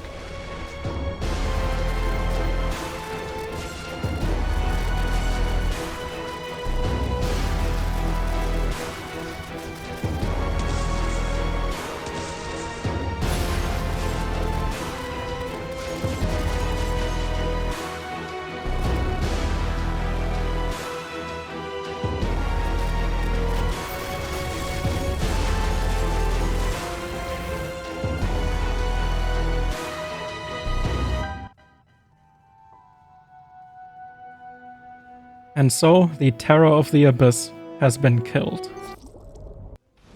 I forgot. This was both a blessing and a curse. First of all, I only have 2 bosses left, but at the same time, these are the 2 hardest bosses in the game. Nothing even comes remotely close to these 2 bosses. And I was at a crossroads. I could go for the Exomax, Draydon's most dangerous, most advanced creation ever, and a boss fight that I have never fought and barely seen anything of. Or Supreme Calamities, the Brimstone Witch that has been haunting me this entire playthrough, that I'm also familiar with, but in those 5 years a lot has changed, and knowledge doesn't matter as much as pure mechanical skill in that fight. So, which one do I do first? Before I could make the decision, I had to take a look at the Exomax because I didn't know what I was in for. The Auric Battery is the final upgrade to the Codebreaker and allows me to contact Draydon, which meant that it was time to move the Codebreaker. It's been an eternity and he will be missed. And after placing it in my arena, I contacted Draydon. And after telling me that I have intrigued him with what I've done so far, he gives me a choice. I'm not quite sure what this meant yet, and so I just pressed some buttons and started my very first attempt. And my death defy triggered in the first 10 seconds, so I gave up. This fight was unlike anything else. This wasn't about learning a single difficult boss fight. I had to learn 3 bosses and all of the combinations between them.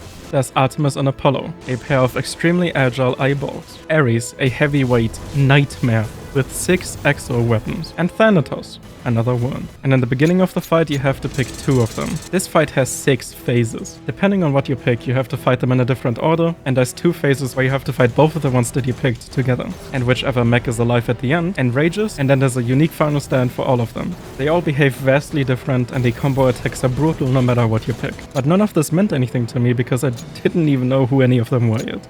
I had one thing going for me. Dragon Rage destroys Thanatos. But not without getting hit, so it was kind of useless anyways. After getting humiliated for about 30 minutes, I decided to build an arena for Supreme Calamities and attempt her for the first time. The thing that's unique about her is that she creates her own arena, and it is rather small, and she has some of the most brutal and extreme bullet hells in the entire game. So I mean, I didn't have to learn 3 bosses and a ton of combinations, but I had to get a whole lot better to be good enough to even dodge any of these insane attacks. I couldn't even get past the intro Sepulchre phase without losing my death defies every single time. And like a trapped little lab rat, I went back to the Exomax and then just continued dying anyway. I was at a loss. I was doing this for about 2 hours at this point. And honestly, for a moment I really thought about quitting. Would anyone really care if I skipped these guys? I felt just completely helpless. How could I have gotten so far to not even get past the damn intro phase? But in all of my visceral frustration and saltiness, there was one thing that I didn't notice. I was making baby steps. Sure, I wasn't able to see a new face, but I was taking less and less hits for every single attack. And just before I decided to turn the game off for the day and just sleep, I made it to the second phase for the first time. And that was all I needed. I found a loose brick in the wall, and it is time to tear it the fuck down. The next 12 hours were spent between these 2 bosses, with the Exomax being the first. And yes, 12 hours, probably more. I can't really count past 12 very much. I did some research and found out that I should be getting the Lilies of Finality. This is just a new summon, it doesn't cost very many slots, and it's extremely strong. And then I started familiarizing myself with every single boss individually. I was already set on having Thanatos third, because he was completely free with Dragon Rage. And if he's third, that means there's no HP gate, so I can kill him in a single phase and forget about him. Ares has to be second, because if you fight him first, he has 6 arms, and if you fight him second, he only has 4. And I don't want to deal with these enormous doom swords. And that leaves Artemis and Apollo to be first. The dashes were getting easier when I started focusing on dodging the flamethrower first. And the other attacks were already pretty much second nature at this point because I was practicing these more than the other bosses. At that point, the only hard attack with no answer was the final stand. No matter how far I got away, the duo always ended up catching up to me. And if I don't make it fast enough, the giant explosion behind them will kill me. But I was so close to getting it that nothing could stop me at this point. Now all I needed to do was execute until I get to the final stand and find a way to get away from them before they catch up. Easier said than done, but I was confident it was only a matter of time at this point. And then I beat them. I actually beat them.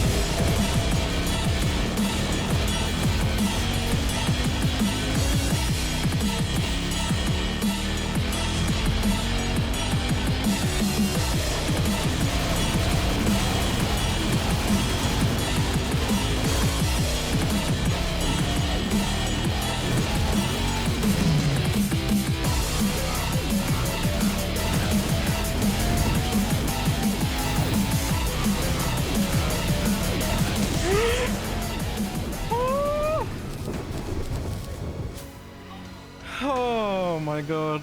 Jesus! Oh my god, clenched.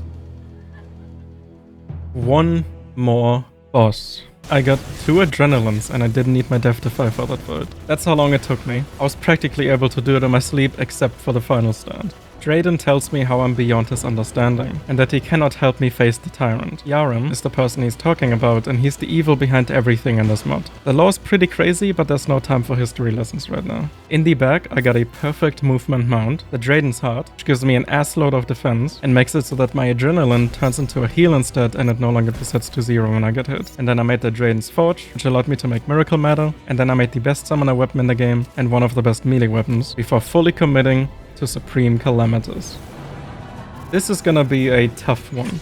She has some crazy laser attacks because, of course, it's Infernum, it has to have a laser. There's a Shadow Hydra, her brothers come back, and the screen is just filled with projectiles at all times. The hardest part is keeping track of what's happening off-screen, but what I wasn't ready for was the final stand. After about 30 minutes, I made it to the final stand for the first time, and it would take me another 6 hours to actually beat her. This was the biggest wall in the entire mod, and the very last one. Having to get past Sepulchre, squeeze through the gaps of projectiles and run from the Hydra, kill her brothers, kill the Seekers while being bombarded and chased down by lasers, just to go into a lengthy final stand so complicated that I didn't even know how to survive more than 5 seconds. And the final stand itself has multiple phases as well. And even if I got close, the f***ing projectile vomit before the final phase didn't make it any easier. And most of the time I lost my death defy or basically all of my health before I even got to the final stand. I didn't really feel like I was making progress in the final stand. I kinda just panicked and stumbled into it. This really was a test of everything I learned throughout the Infernum journey. Until the moment we've all been waiting for. The moment that the last 100 something hours have worked up to. The moment that the last 3 hours of video have worked up to. And the culmination of almost half a year of editing. All of it embodied in a single final stand.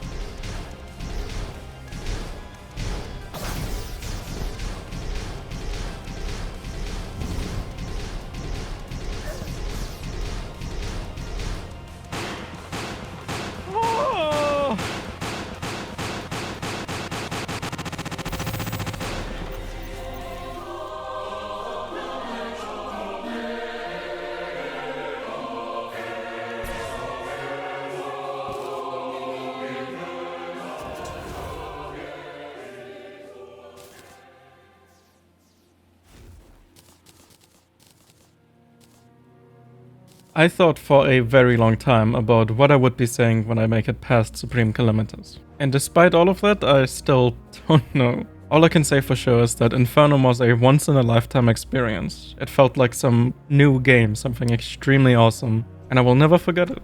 And I plan to play it many more times. It rekindled my love for this game, and hopefully I was able to convey that in this video.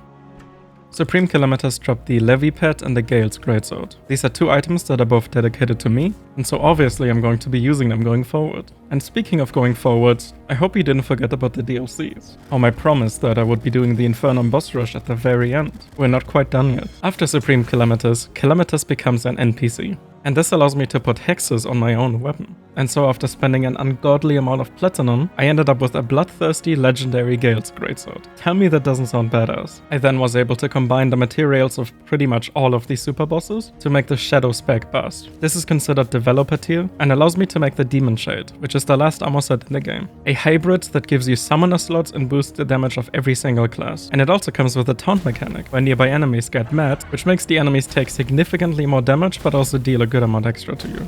I made the Crystal Crusher, which is the most ridiculous pickaxe in the entire game, and then killed the Exomix again so I can make more Shadow Spec bars, and just played around with some of the developer weapons. One of them is an Umbrella Summon. It's actually really good. And with my new setup, I was able to reach more than 100,000 DPS consistently. I think I'm ready for Guzma? I don't know. But when re-enabling the DLCs, I remember that Guzma disables all of the developer tiers, so...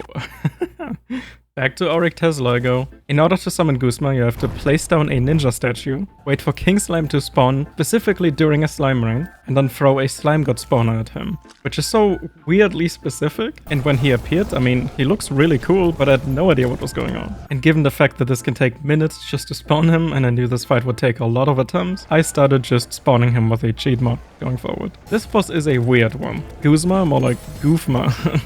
Very nice. But jokes aside, this fight is a spectacle. It's extremely cool. He has a second slime that changes forms to like Queen Slime, the Crimson Slime from Slime God, and it usually attacks together with Guzma. There was one attack that was a huge problem for me. This black hole just pulled me in faster than I could get away. And during this disgusting looking, teeth attack, the Exo Chair came in clutch because I was able to just precisely move. I don't know how you're supposed to dodge this otherwise, the gaps are really small. And when I made it to phase 2 for the first time, I got introduced to the 5 FPS attack. A few attempts later, I figured out that for the black hole I can use one of my old friends, the Bereft Vessel Trident. I never got to use this, so I was happy to finally get an opportunity. But the right-click dash on this thing was my savior for this. But it did not help with the 5 FPS attack. Also, I had an argument about this. Tell me this doesn't look like a little whale. I see a mouth, eyes, and tiny stubby arms. It can't just be me, right? By the by, the Star Constellation attack is one of the coolest things I've ever seen. And back at the 5 FPS attack, you're supposed to stand inside. If you're outside, they all go insane, and that's when the game starts lagging. But even when I was doing it right, my FPS was suffering. Whatever, the attack was still pretty easy, but I was scared my PC was going to catch fire. And near the end, he has a laser that changes directions based on where you are. But yeah, really cool fight. I just wish there was an item for summoning him after doing that weird ritual in the beginning, but that's my only complaint.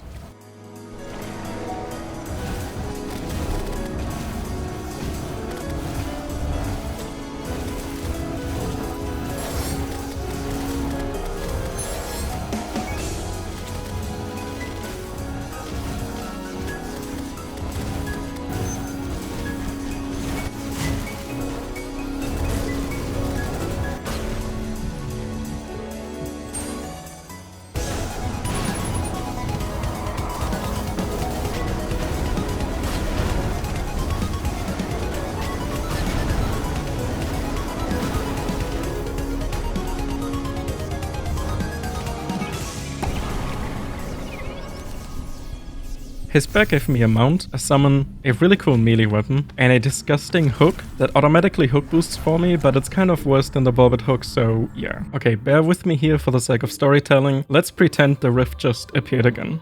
Okay? I return to Solon to catch up with her, and she tells me that she seeks Drayden, and luckily I've met him. So I bring her to the Codebreaker and summon Drayden. He knows what we're here for, but he wants us to test his newest exomech before handing us the next seed for the Genesis. I accept, and XG07 Mars appears. And dabs? In this fight, Solon helps me because Mars takes very little damage from ordinary weapons. She shields me and can charge a beam to penetrate his armor, but in the process of charging, I'm vulnerable.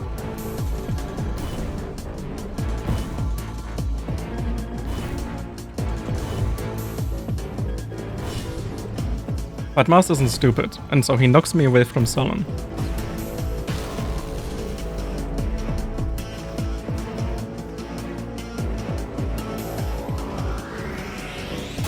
After stunning him, he tries to capture Solon instead this time.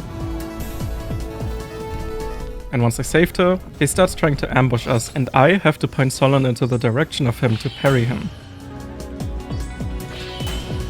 And in his last desperation, he charges up an enormous laser, forcing me to stay behind Solon before he gets killed by her.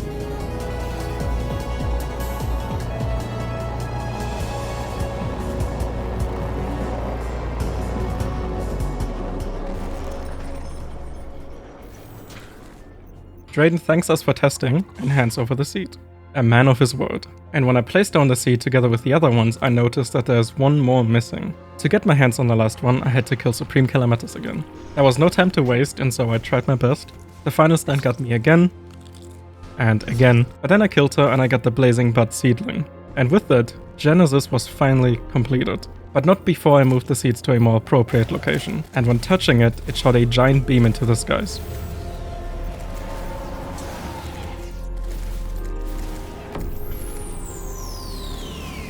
Is this enough to kill the rift?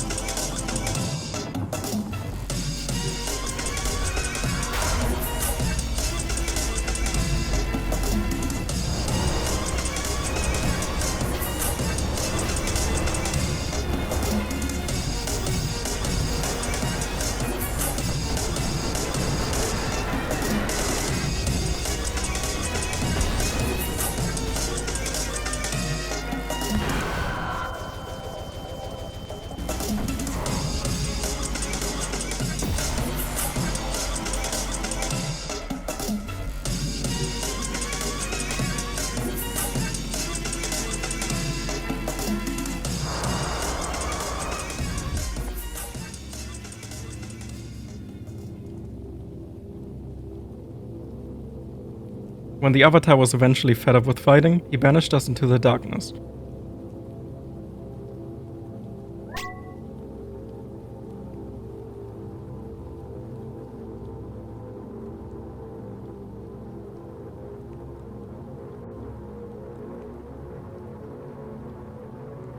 And when nothingness was slowly trying to consume us, Solon shielded me from it. Before God appeared and saved us from the rift.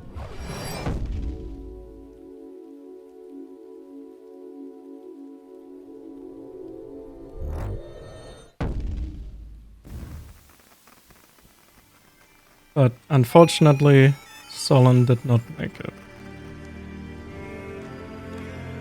Well, the rift was gone.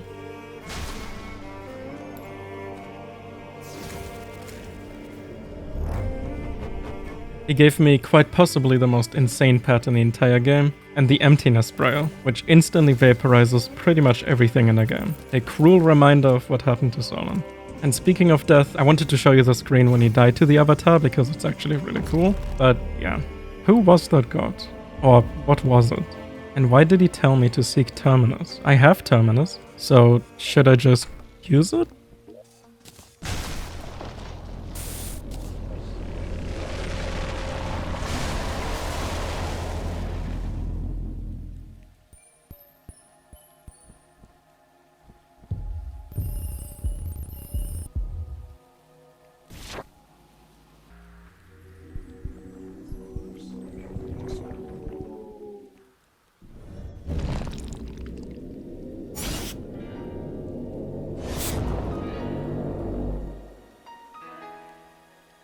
This is Nameless Deity, fighting God itself. And you know what?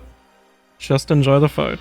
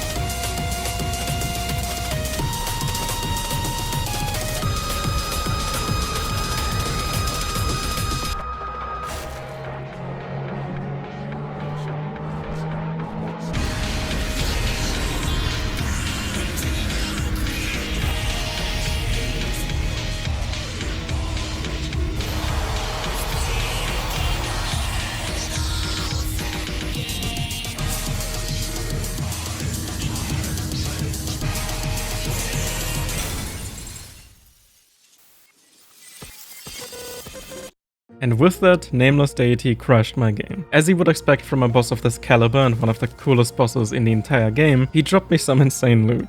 One of the items was a cheat permission slip, which meant that I was now officially allowed to go and install a mod and cheat. Very cool, thank you. And also a monolith that allows me to just change to any background from the entire mod. And a Seed of Will, which enrages Nameless. And also the cattail? I think I'm missing something here.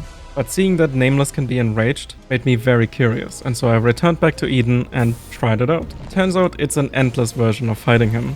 He is basically nearly impossible to beat here.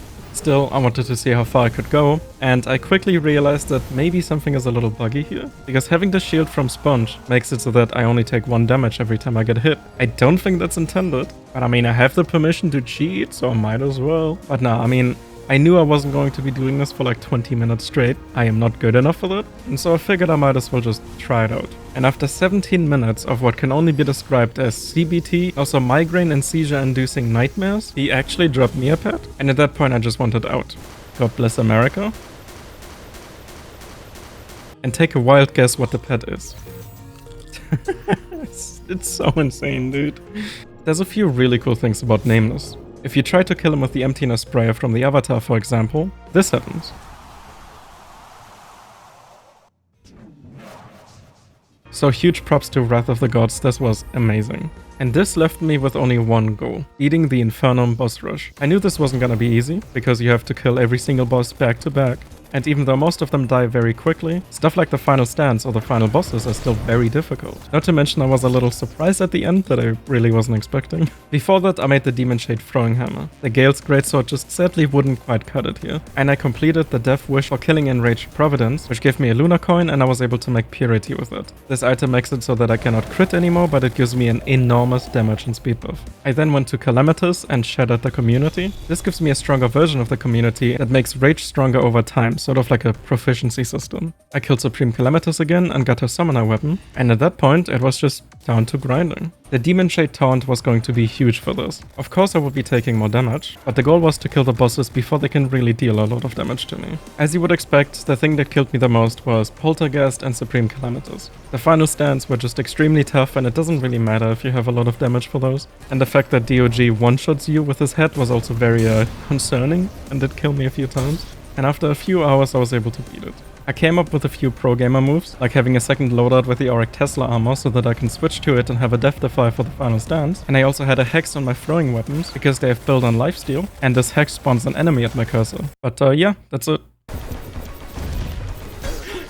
Wrong mount!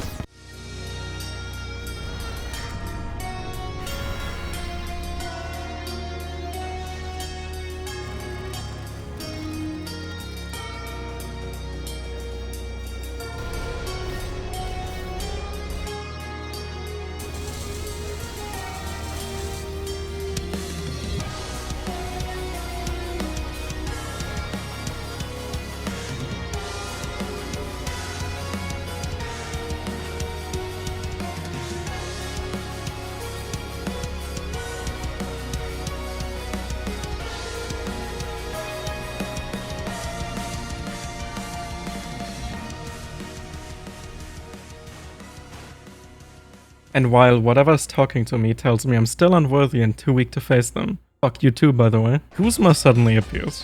What? You were not invited, dude. Turns out that if you have the Guzma mod installed, he is part of the boss rush. If I had died here, I wouldn't have gotten anything and I would have started from zero again. Thank God I practiced this fight so much.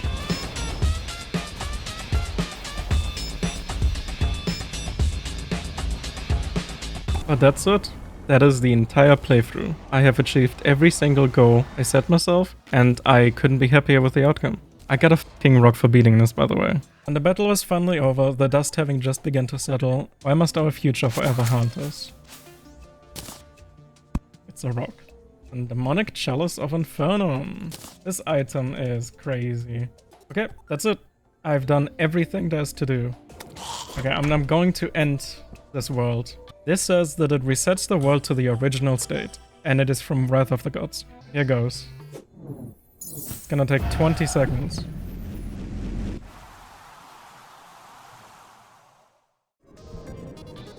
Look at that! It is! We're back at 0. Wow, that's cool. Thank you so much for watching, especially if you watched the whole thing. A like would go a long way, but I think I've kept you guys here long enough.